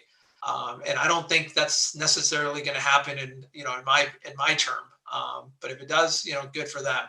But I wish you all the best. As a friend, as a mayor, because you will carry that title as an honorary title, as I call other council members, that have served on the dais here that are now civilians. It's an honorary title that you have earned and respect and have. And I think one way, a small way to show our appreciation is to name the chambers after you, because again, once people understand a little bit more about you and take the time to understand who you are and what you stood for, that may help instill the next future leaders of our community that are in Miss Ayala's class or upcoming classes in the near future. So with that, thank you again, my friend. Thank you. Thank you. Thank you very much. Appreciate that, Vice Mayor Hernandez. All right. Anyone else? Mayor, yes. How about Alejandra? Hi. Where are you? I want to start off, I'm right here. Thank you. I want to thank you, like the rest of my colleagues, for the 21 years of service. I have not been servicing the city as a city council for 21 years, so that is to be commended. So thank you so much. I will make it short because I can see in the comments that our community is just dying to see our new mayor. But thank you for everything you have done. I know you will be vocal in our community and we will continue to work together. Good luck in everything that you do. And again, thank you. And let's get ready to welcome our new mayor, Mr. Estrada. Thank you. Mr. Mayor, if I may first, I also do want to thank our council member Ayala for her commitment and her service for many years. It goes without saying that public service is well embedded in her heart as a leader, as a teacher. She has educated many students and now adults as I've met over the last couple of years. So with that, I certainly want to thank you for everything that you've done. And I know also that you're not going to be far away either. Thank you, Councilmember, Vice Mayor. And I also real quick, I just want to thank you, Gina Ayala, your dear friend for many years, and I appreciate the and value the J1 friendship that we have. Thank you for what you've done. You've literally educated not hundreds but thousands of students that have gone on and they're residents in Baldwin Park that have graduated and want to be a part of this great city. So thank you very much. And before I forget, I want to also thank Councilmember Monica Garcia, who I've known for many years. Actually, back in 1992, I think you were the queen. Were you at Ballpark High School that year, right? 95. When she was the queen, I remember seeing her at one of the concerts with then Mayor Vidal Vargas, and then has obviously become the Planning Commission and a council member, and you've been here 13 years. You've made a major impact. There is no doubt that you are a role model, and you have a lot more doors that will open up for you. And I want to thank you for your beautiful words, as well as Councilmember Hernandez and as Councilmember Ayala, and also Ms. Alejandra Avila. Thank you very much. Appreciate that. Congratulations. Thank you, Mayor. And really quick, before you leave, I also want to acknowledge Councilmember Gina Ayala and thank her for her public service. I mean, talking about a heart for service as a teacher, teaching several generations, now serving as our city clerk and then city council member. And so I do want to thank Councilmember Ayala for her many years of service to this community as well. Thank you. Thank you very much. And by the way, Ms. Ayala, thanks for taking me to Houston's. I don't know if I have to report that on my form. I'll find out. So I want to also, before I forget, one of my best friends in the politics as well, Mr. Mike Toohey and Angela as well. They're joining us live. All righty. So at this point, I will now go to the new business. And before I go on, I just want to also thank, before I don't want to miss out on anything. One moment, please. I want to thank our supervisor, Hilda Solis, who presented me with a certificate that reads, Mayor Manuel Lozano, 20 years of public service, City of Baldwin Park, in recognition of your dedicated service in the affairs of community and for the civic pride demonstrated by numerous contributions for benefits. So I want to thank our supervisor, Hilda Solis, and also would like to acknowledge our state assembly member, Blanca Rubio, as well, for giving me this awesome proclamation from the state. And before I forget, hold on. I want to thank the council members for the plaque. Thank you, Alejandra. Thank you, Councilmember Monica Garcia, Councilmember Hernandez, and everyone else. And there's another, hold on real quick. Hold on. We got to do this. Hold on. Can you hand me that, please? Right here. I'm having someone hand something to me. Want to thank you guys. I think what's also historic for a lot of us is that this virtual meeting totally different. So let me just show everyone. Want to thank the City Council for giving me this right here. This is awesome, you guys. This is really awesome. I'll go ahead and place it on the on my Facebook and everything else, but want to thank everyone for that. So at this point, we can go over to the new business, the approve a resolution certifying the results of the general municipal election held on Tuesday, November 3rd. So we'll go over to the administration of oath of office and presentation of certificates, elections to re-elect officials as the following. So at this point, I guess I'll give this over to, handing this over to the elect mayor, Mr. Mayor Emmanuel Estrada. Is that what I'm doing at this point? Yes, Mayor. So, and Supervisor Hilda Solis is here. She may want to say a few words, and then she's also here to administer the oath of office to newly elected Mayor Estrada. Hello. There she is. Hello. Do you want me to go on now? Are we good? Go ahead. Go ahead. Thank you so much, and good evening, everyone. Buenas noches. I'm just intrigued by all the accolades I've heard with all the elected officials and you, Mayor, Lozano, and all the council members and the city staff, and really to the city and the community residents. Just a big salute to all of them. The best thing that we can do is always hold ourselves to a good democratic process. Elections mean something, and the value of having everyone involved is so important. So I want to start with that premise, but I also want to thank all the residents of Baldwin Park. I'm your neighbor. I grew up here in the San Gabriel Valley, was raised in La Puente, but I've been a 30-year resident here in the city of El Monte. And so we've shared so many good things that have happened in Baldwin Park.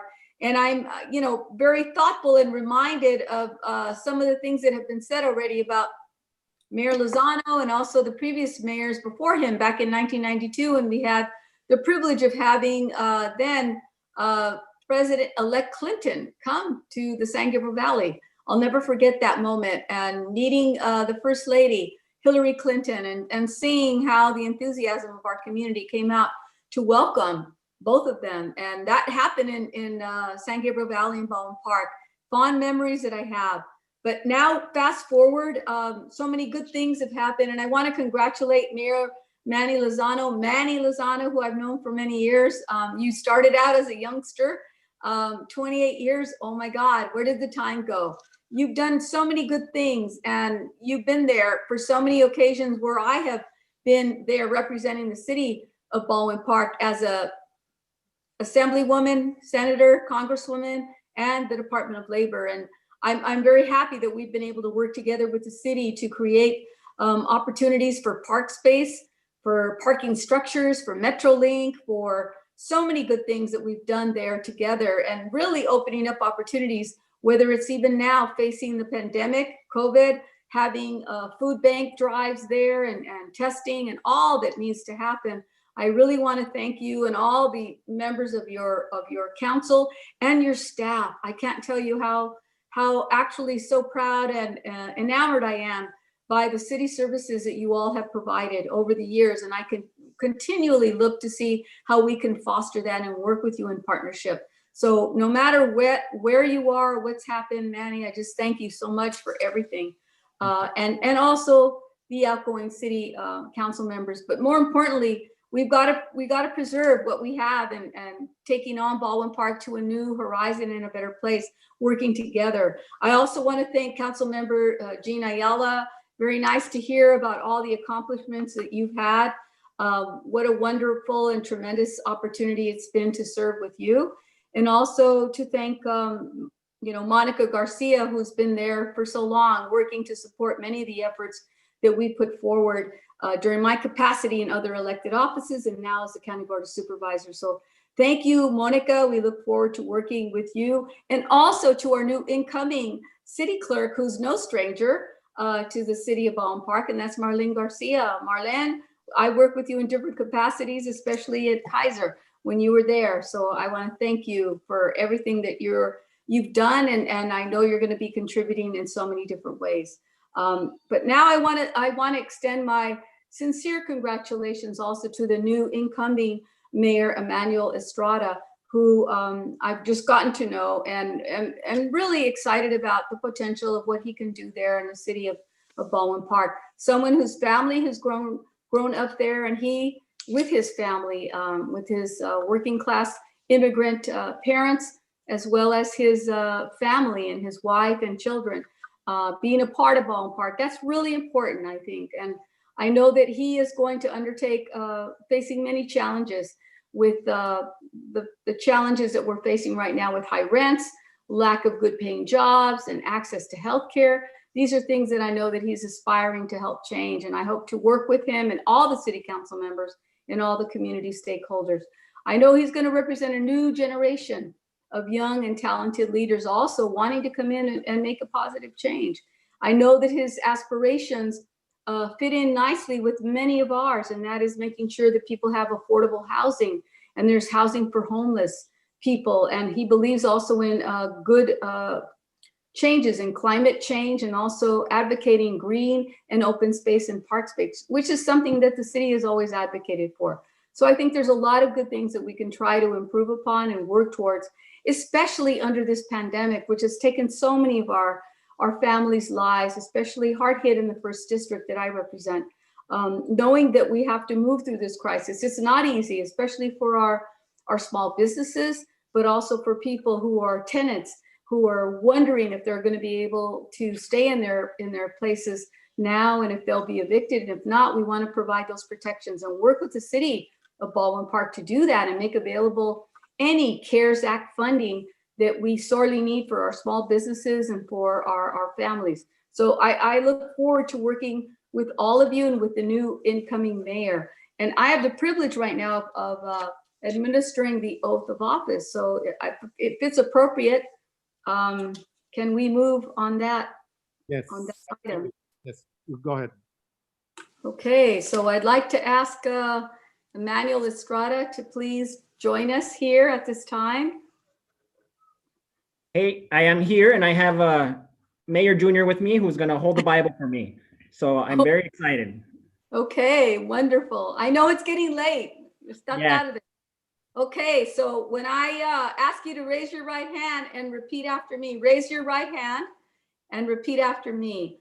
I, and then state your name, I, Emmanuel J. Estrada, do solemnly swear do solemnly swear that I will support and defend the Constitution of the United States that I will support and defend the Constitution of the United States and the Constitution of the State of California and the Constitution of the State of California against all enemies, foreign and domestic, against all enemies, foreign and domestic, and that I will bear true faith and allegiance and that I will bear true faith and allegiance to the Constitution of the State of California, to the Constitution of the State of California, and that I take this obligation freely and that I take this obligation freely without any mental reservation or purpose without any mental reservation or purpose of evasion, and that I will well and faithfully discharge the duties upon which I am about to enter. discharge the duties about which I am about to enter. Thank you. Congratulations. You've taken the oath. Congratulations to you and your family, to the Thank city. you. Congratulations. All right. Mayor Thank you. Mayor Estrada, now you take the gavel from this point. Congratulations, Mayor. So now the agenda is yours to run. And we'll be finishing item B with the oath, administration of the oath for incoming council member Daniel Damian. Great. So we're moving on to Councilmember-elect Damian's swearing in by, I believe, Councilmember Avila, correct? That's correct. Yes, I'm getting her now. Okay. Look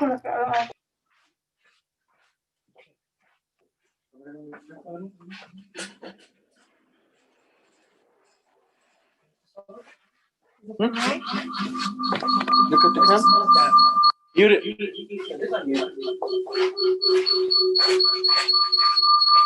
Is the camera on?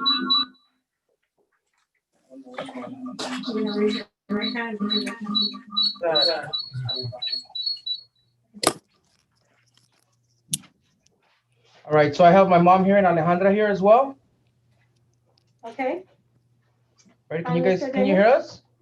We can hear Yes, you. we hear you and see you. Raise your right hand. Okay, say, repeat after me. I, Daniel Damian, I, Daniel Damian, do solemnly swear do solemnly swear, that I will support and defend and I will support and defend the Constitution of the United States the Constitution of the United States and the Constitution of the State of California and the Constitution of the State of California against all enemies, foreign and domestic, that I will bear true faith that I will bear true faith and allegiance to the Constitution to the Constitution of the State of California, of the State of California, that I take this obligation freely freely without any mental reservation without any mental reservation or purpose of evasion, and that I will well and faithfully discharge the duties upon which I am about to enter. Thank you. Congratulations. Thank you. And now we are moving on to the swearing in of City Clerk Marlene Garcia by former Mayor Manuel Lozano. Mayor? Where is she? Let me see. Let me see it in here. Anyone see her? I'm not seeing her. Hold on. I see her, but she's on mute and her camera's off. You know what? Let me just call her. She turned on the camera. Or I'm here. Oh, Marlene Garcia, we're not seeing you in the camera there. Oh, my camera should. We gotta see you. We gotta see you. Hold on. I have a camera. I'm not sure why it's not on. Okay, this is a virtual right. problem. Click and click again. Click Click. it. And click again.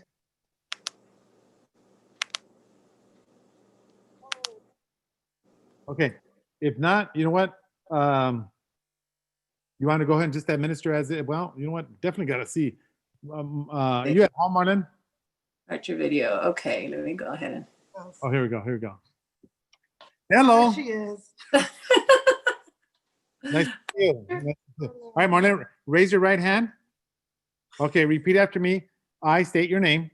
I, Marlene Garcia, Do solemnly swear do solemnly swear that I will support and defend that I will support and defend the Constitution of the United States the Constitution of the United States, and the Constitution of the State of California the Constitution of the State of California, against all enemies, against all enemies, foreign and domestic, foreign and domestic, that I will bear true faith that I will bear true faith and allegiance and allegiance to the Constitution of the State of California, to the Constitution of the State of California, that I take this obligation that I take this obligation freely and without freely and without any mental reservation any mental reservation or purpose of evasion, or purpose of evasion, and that I will well and faithfully and that I will well and faithfully discharge the duties discharge the duties upon which I am about to enter. upon which I am about to enter. Congratulations, you are now the official city clerk of Baldwin Park. Thank you.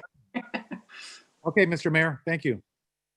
Thank you. And I guess now we are moving over to comments.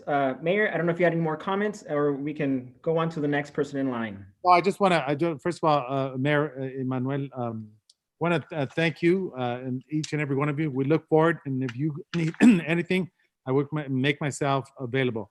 The key thing here is to make sure that we maintain the city of Baldwin Park together, and that we remove the rumors and innuendos, because unfortunately the social media can be damaging without any proper documentation or any proof whatsoever. So congratulations to you. Congratulations also to Mr. Damian, and congratulations City Clerk, and also Councilmember Monica Garcia. At this point, I'm signing out, wishing you the best. Viva Baldwin Park, people. Viva. Thank you. Love you, Mayor. Next is Councilmember Ayala. Yes, go ahead. Yes. Okay, where am I? Am I on now? Yeah, you're on. Go ahead. You're on. Okay, I don't have any other further comments. I just want to say congratulations and good luck to everybody. City staff, you know, I have you deep in my heart and we'll be in touch. Okay, so thank you, everybody, and congratulations. Enjoy yourself. Thank you. Thank you. Next is newly elected City Clerk Marlene Garcia. Hi, can you hear me? We can hear you. Hi. I don't want to take too much time because you'll be hearing from me for the rest of the 2 years that I have on this position. I just want to first thank the residents of the city of Baldwin Park for their continued support of me, for believing in me, and they just need to know that I will serve with integrity as I always have, and I'm very happy to be involved again in my community.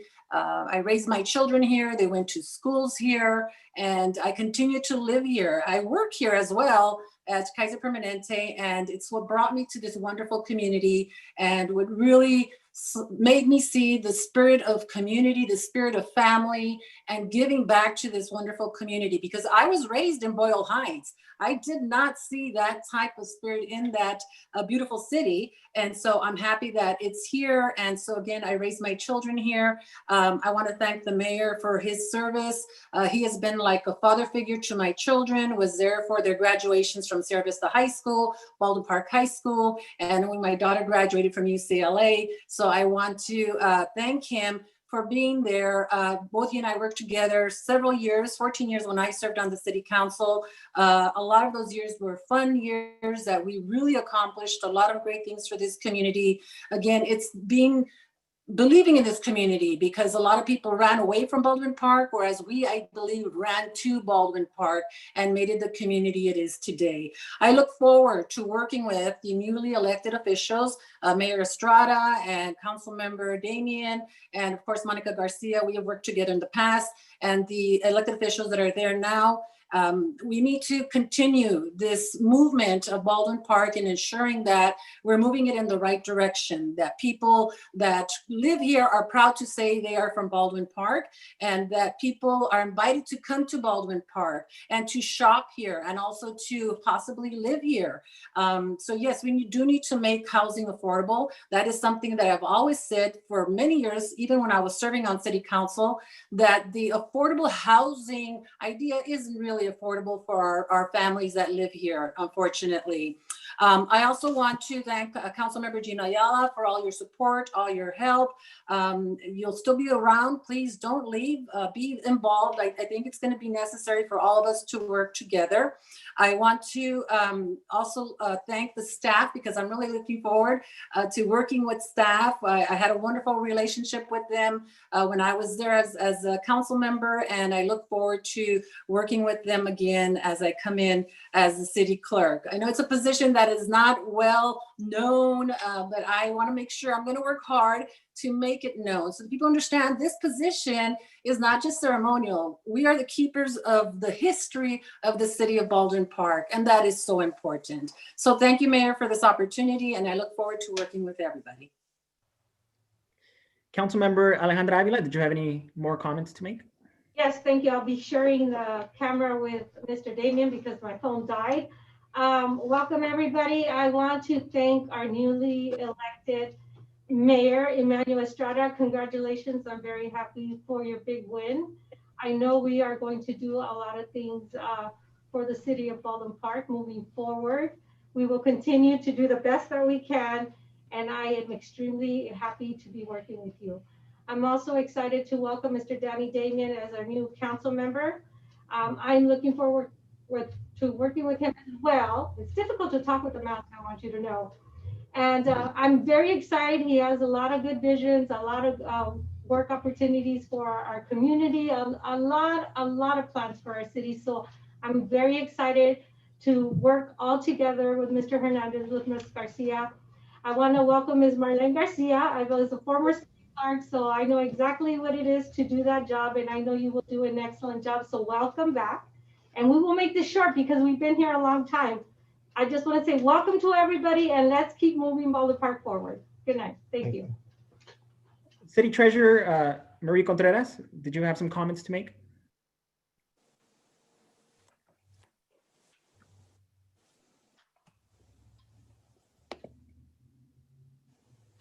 City Treasurer.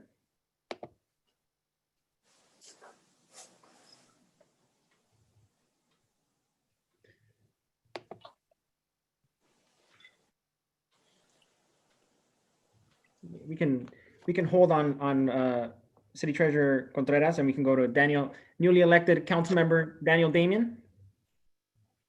Hi, good evening. Can you guys hear me good with this mask? Yeah. First of all, good evening to everybody. I'm going to make it short. I didn't write a speech. I'm just going to speak whatever comes out. First of all, I want to say thank you very much to my friends, my family, and all of those who voted and supported our campaign. I look forward to working with the entire city staff to make sure that we move our city forward. I just want to also thank my campaign team who worked really hard and believed in me. It was Maria Davalos, Tony Cortez, Abel, Albert, Anna Lynn, and a few other. I know I'm going to leave some names out. I don't want to go through a whole list. But I just want to say something. We were elected to do a job. And that is exactly what my intentions are, to come in and do a job to represent the community of Baldwin Park. I want to encourage all of our residents, our community members, to please continue to call into city council meetings, get involved in the city council meetings, call in, reach out to us, hold us accountable, because at the end of the day, you guys elected all of us to do one thing, and that is to represent each and every one of you. And that is my commitment. My commitment is to do what is best for each and every one of you. So I please encourage you all to please continue to get involved, speak up. I look forward to working with everyone. Mayor Lozano, I want to thank you for your services and years of services that you've provided to the city of Baldwin Park, as well as outgoing council member Gina Ayala for all the years of service that she's provided as a teacher and public service. I look forward to working with our new council colleagues. Councilmember Monica Garcia, congratulations on your reelection. Newly elected Mayor Emmanuel Estrada, Councilmember Paul Hernandez, as well as Councilmember Alejandra Avila. So again, I just want to say thank you all very much. I look forward to working with each and every one of you to make sure that we do move our city forward in the right direction. Thank you. Great. Councilmember Monica Garcia, I know you spoke earlier, but I don't know if you have any more comments to make. Yes, of course. Well, first of all, as I mentioned earlier, I postponed my swearing in ceremony because I really wanted my family to be present during the ceremony. But I do want to take the opportunity to thank the voters that put their confidence in me in this election. And I just want to say that I will continue to serve this community with the same heart that I have had since the beginning. I love this community. I want to see only good things happen. And in that spirit, I also want to welcome Mayor Emmanuel Estrada. I look forward to working with you, especially as we tackle some of these homeless challenges in our community. And, you know, it's really about putting our heads together and being collaborative to identify real solutions that work for our community. And so I look forward, I know that's a priority for you, and I look forward to working with you on that, as well as other priorities to move our city forward. And I know that I gave a lot of accolades to our outgoing mayor, but I hope you don't feel like it takes anything away from you, because, you know, like I said, welcome. I look forward to working with you and being very collaborative. I also want to welcome Councilmember Danny Damian. And I know that you're going to bring a perspective as far as businesses, small businesses, being a business owner yourself. And so I look forward to working with you and your priorities as well. And I really do think that, you know, we will have a great team to move our city forward on economic development fronts, affordable housing, housing for the homeless, infrastructure, recreation and community services, and all, you know, public safety too. Public safety serves as a basis of all of this. So I look forward to working with all of you. And of course, you know, with Mayor Pro Tem Paul Hernandez and Councilmember Alejandra Avila, we've got a lot to tackle. Now it's time that we roll up our sleeves, COVID being one of the first priorities that we tackle. So just welcome. And I look forward to working with all of you. Mr. Mayor, sir. Mr. Mayor Estrada? Yes. Real quick, I just want to let everyone know that Congresswoman Grace Napolitano is, I guess she's watching us online there. So I just want to also thank her for giving me this this recognition as well. So just want to let everyone know because she's online. All right, thank you. Take care, you guys. Bye-bye. No worries. Councilmember Paul Hernandez, did you have any words that you wanted to say? Yes, I would. Thank you very much, Mr. Mayor. First and foremost, want to congratulate our newest city clerk, Ms. Garcia.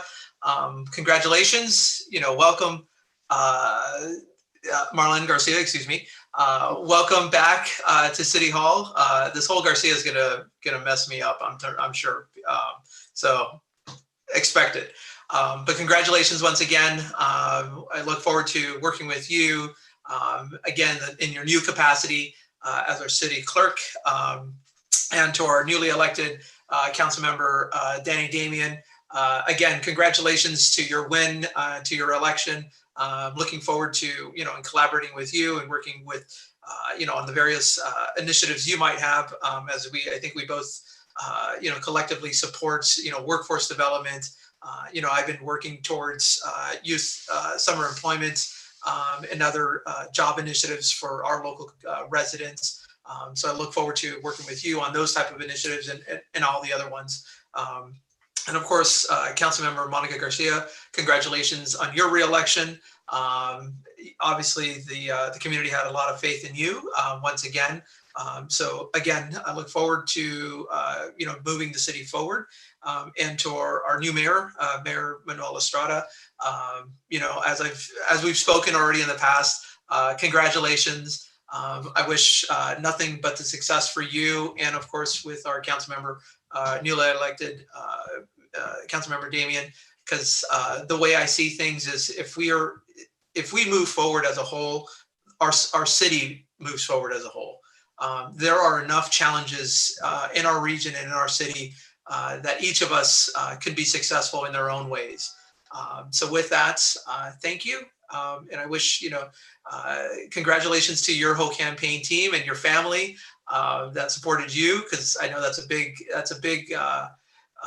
part of everyone's campaign is their friends and families. And we certainly don't want to forget them as we celebrate tonight. A little bit different than in previous years, but hopefully in the next couple months here, things will be a lot different for us, and we'll be able to meet and host meetings in person. Thank you. Thank you, Councilmember Hernandez. It seems that our city treasurer might have dropped out of the call. So Mayor Estrada, I don't mean to yes. interrupt. No worries. Thank you. If I could have the floor again, just because I missed the opportunity to congratulate our city clerk, Marlene Garcia.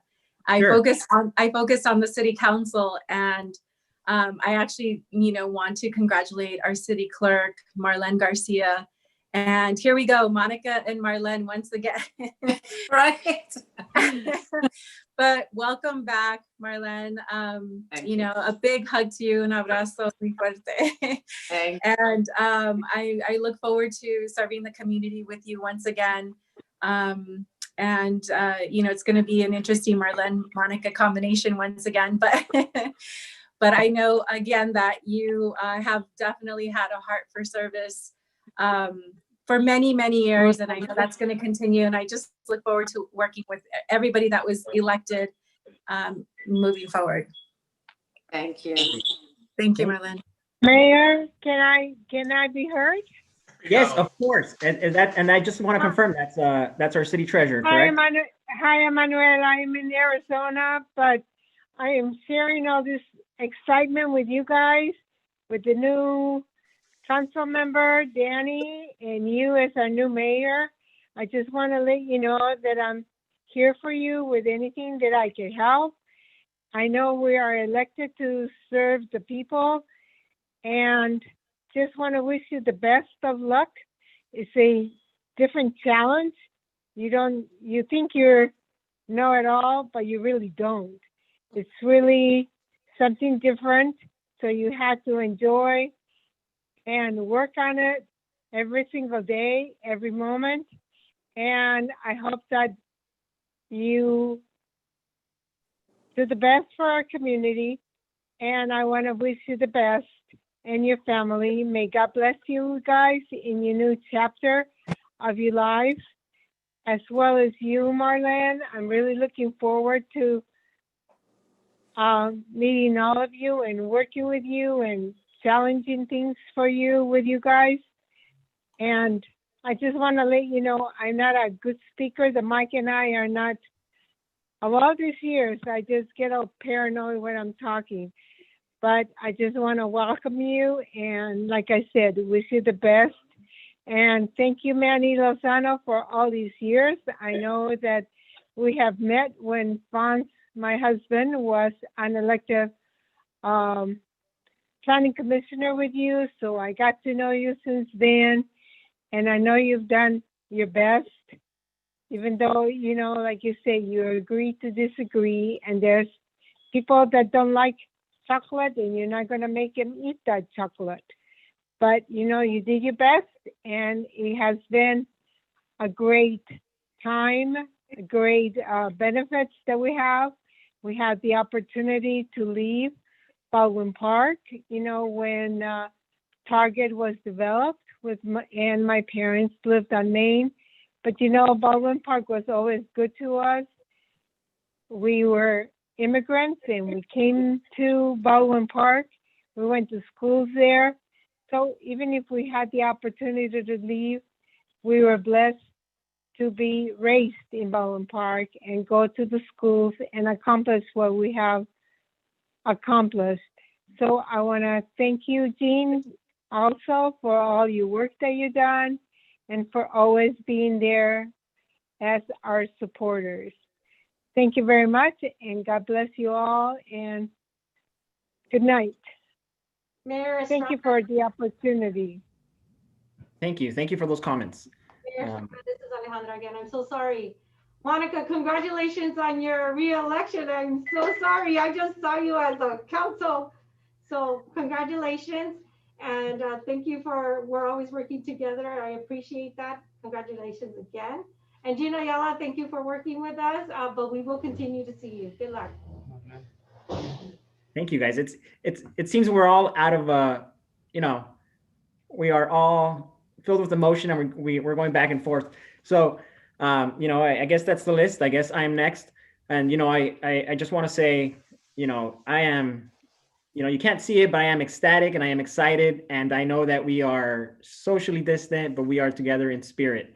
You know, I passed by City Hall this morning, and I saw that Susan Rubio did leave a certificate for each one of us, and I do have it here. So I want to say thank you to her. I heard Congresswoman Napolitano also left some certificates for us, and so did Supervisor Hilda Solis. And I do want to thank Supervisor Solis for you know, swearing me in. It's an honor and a privilege.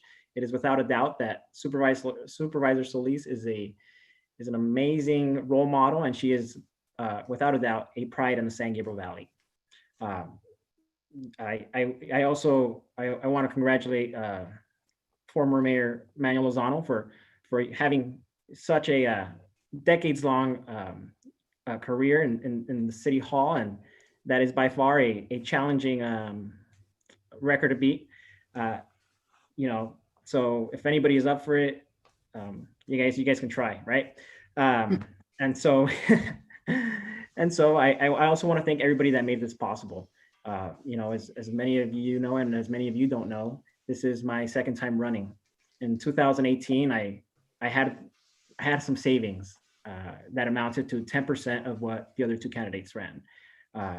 You know, and I had this idea that municipal government could be a lot more, that we could do a lot more at a local level and combat the socioeconomic barriers that were hurting people of color, our immigrant families, and our community. You know, in 2020, this year, of course, I was able to be declared the victor, and it was through hard work, and it wasn't just my hard work. It was the hard work of our volunteers, of our grassroots efforts, of my wife, who made it possible, and everybody else in the family. I am by far grateful, and I am humbled by this opportunity. It is an amazing opportunity, and I won't take it for granted. we ran on values and we ran on not compromising when it came to making sure that Baldwin Park became more equitable. I second what other elected officials have said, that change will not come if we don't work together. We have to put our minimal differences aside, because beyond our minimal differences, we have common problems, and those common problems are a lot bigger, and we need to eradicate those issues. Without a, I think it's without a doubt that this is an amazing outcome for, and I'm not gonna lie, I enjoyed our candidacy against Mayor Lozano. It was fun and challenging, and I look forward to hearing him and making sure that we can all work together. And on another note, I hope this campaign and these efforts have encouraged all of you to get involved in politics and get involved and speak up on the issues that you find important to you. As a son of an immigrant mother who was working class and set the example for me, I cannot afford to stay quiet. And I know that many of you cannot either. Our parents have traveled far and wide and have risked it all to be here. And we cannot let those efforts be in vain. Every day, change happens. Change happens every day.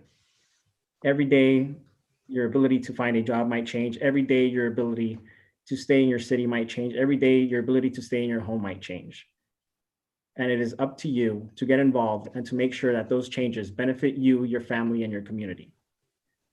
I hope to see a great outcome. Without a doubt, 2020 has been a challenging year for all of us. And I'm hoping that we can all come out of this together and grow a stronger sense of community. It is without a doubt that I've imagined this moment for 4 years, and it's never been like this. I could have never imagined that I would have been elected during a global pandemic, but I am nonetheless grateful and humbled by the decision of the community to put their trust in me in the most challenging times. I look forward to working with my colleagues. I look forward to working with city staff, and I look forward to working with the community and engaging in civic participation and social integration to make sure that we are making Baldwin Park more equitable for all of us. Baldwin Park has a rich history, and I want to make sure that we value that and that we cherish where we come from. Without a further ado, I want to thank once again. I want to thank all of you, and I am looking forward to working with you all. And I think that without a further ado, it is time to get to work. And so in that case, I would like to say, City Clerk, roll call, please. Thank you, Mayor. Council Member Alejandra Avila. Okay. Here. Council Member Daniel Damian. Here. Council Member Monica Garcia. Here. Council Member Paul Hernandez. Present. And Mayor Emanuel Estrada. Here. And now we move on to item number 7, reorganization of the City Council and the selection of the Mayor Pro Tempore. City Clerk, can you please open up the nominations for the office of Mayor Pro Tem?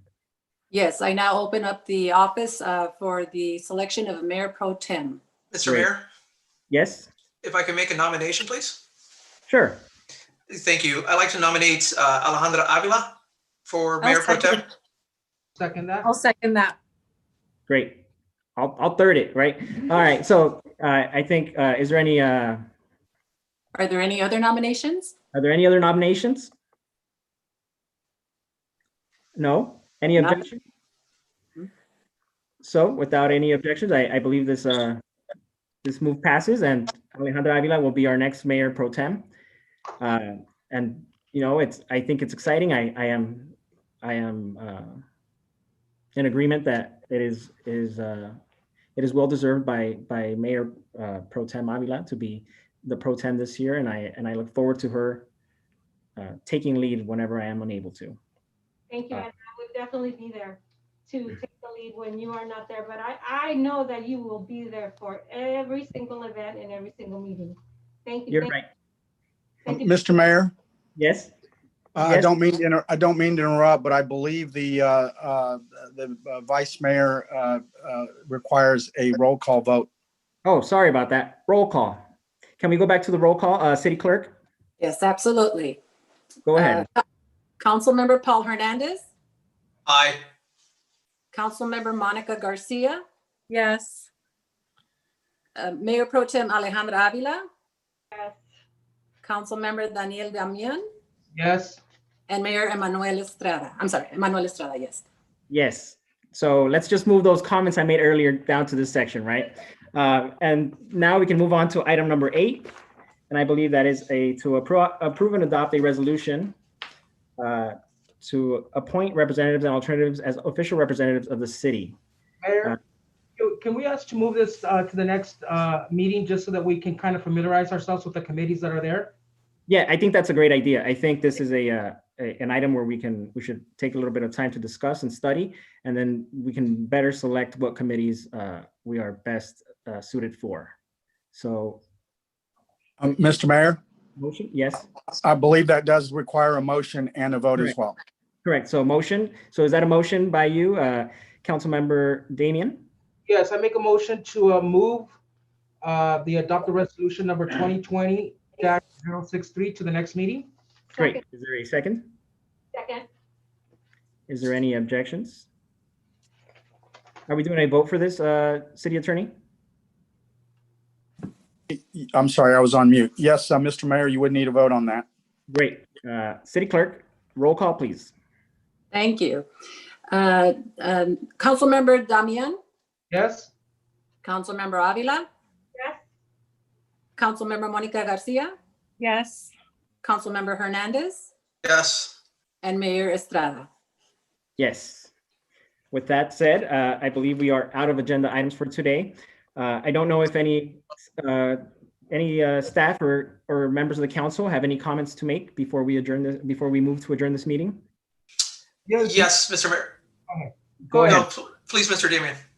Yeah, I just wanted to close on behalf of Liliana Virgen, who passed away this last Friday after Thanksgiving. Liliana Virgen was a 33-year resident of the city of Baldwin Park. She attended Kenmore Elementary, Sierra Vista Middle School, and Sierra Vista High School. Want to give my condolences to her parents, Margarita Virgen, Genaro Virgen, and her really good best friend, Lupe Anaya. I just want to close on her behalf. Thank you, Mayor. Great. Any other council members wishing to close on behalf of anybody else? Mr. Mayor, I have a comment. Yeah. Okay. Go ahead, Councilmember Hernandez. Thank you. Appreciate it. I just want to make sure that the folks listening or watching this evening, that they're reminded once again that tomorrow the city is going to be doing, in partnership with the Garda Heart Foundation, we're hosting our no-cost COVID antibody testing that starts tomorrow. They can visit our websites, baldwinpark.com, for further information. There are plenty of appointments available. You do not have to be a resident of Baldwin Park to sign up for this service, but it is free to anyone in the San Gabriel Valley, and we hope people take advantage of, once again, another opportunity to understand, and more importantly, to know if you've had COVID in the past, given the increase in rates that are occurring in the San Gabriel Valley, but also throughout the LA County. Thank you, sir. Yeah, that's definitely great information. It's important that everybody stays safe, stays home, and takes advantage of the testing available to them in our city. I don't know if Parks and Rec Director Manuel Carrillo has any extra information. I know he did send us an email regarding that event tomorrow that you might want to add. Yes, thank you, Mayor. Just like to remind the community and everyone listening that if you visit the city's website, www.baldwinpark.com, there is a very easy app to sign up. We have testing on Thursday, Friday, and Saturday. We have enough to accommodate over 1,600 spots for the antibody testing. As of today, we have about 400 that are pre-registered, so we have plenty of space. It is free of charge, and we all have to do our part to flatten the curve, and this is one element that will assist us. So thank you, Mayor. Great. And then Shannon, I believe there was some information shared about county grants for local restaurants. Do you have any information to share with our constituents? Yes, thank you. I don't have all the details, but we have posted that on our website and our social media. And we will be getting that out to everybody, getting that information out to everybody. Great. And then just to reiterate, those are grants for restaurants that were serving, I believe, on the outside, and I think they can apply for grants now to help them get through this recent safety order. So I do want to make one more comment. Council members, I am looking to set up a special meeting next Wednesday, and I hope we can all make that work. I am eager to be here, and I am ready to get ambitious and get the ball rolling. And I hope city staff and council members, you are all as excited as I am to get proactive and get ready for the new year. Mayor, one more thing. A quick question. Mr. Carrillo, do we still have some of the food basket applications available at this time? Yes, thank you, Mayor Pro Tem. Yes, we are distributing approximately 400 food baskets, and we have about 110 baskets left. So once again, if you visit our website or you come down to the Family Service Center, we are passing out applications, accepting applications. We have our food basket scheduled for Saturday, December 12th. And we invite the community to participate. We are collecting canned goods. So we are excited to offer this program once again to the community. Thank you. That is great. Mayor? Yes, Councilmember Damian? Yeah, if I can ask Mr. Carrillo, Manny, do you know if the Santa Claus program was canceled for this year, obviously because of COVID? Yes, unfortunately, the Santa Claus program has been canceled for this year, and we will resume next year. So we are focusing most of our efforts on the Christmas basket program. Got it. So we're not doing anything to kind of replace that program? No, our partner is a Baldwin Park Unified School District, and with the COVID-19 and the uptick, we just thought it was better to hold off until next year. We could possibly reevaluate the program, and I was thinking we could possibly do something in summer, Christmas in July, maybe new schools, new clothes. So we'll have to reevaluate that, but definitely next year we will definitely have it. Thank you. Okay, just keep me updated on that. And if you need any help, please reach out to me, Manny. Absolutely. Thank you for your assistance. Yeah, I want to comment on that too. I'm hoping maybe we can get creative and figure out a way to, make Christmas fun this year. I think if we can get creative, I think it'd be great. And I definitely want to keep updated on that as well. I believe we have no more comments and no more business. At this moment, I will move to adjourn the meeting. Is there a second? Second. Great. Any opposition? City Attorney, do we need a roll call for this? No, Mr. Mayor, you don't need a roll call on that. You can do that by voice vote if you like. Great. I guess we're all done here. Thank you, everybody. Good night. And look forward to seeing all you soon. Thank Good you. night. Good night. Thank you. Bye-bye. Thank you. Good night. Thank you.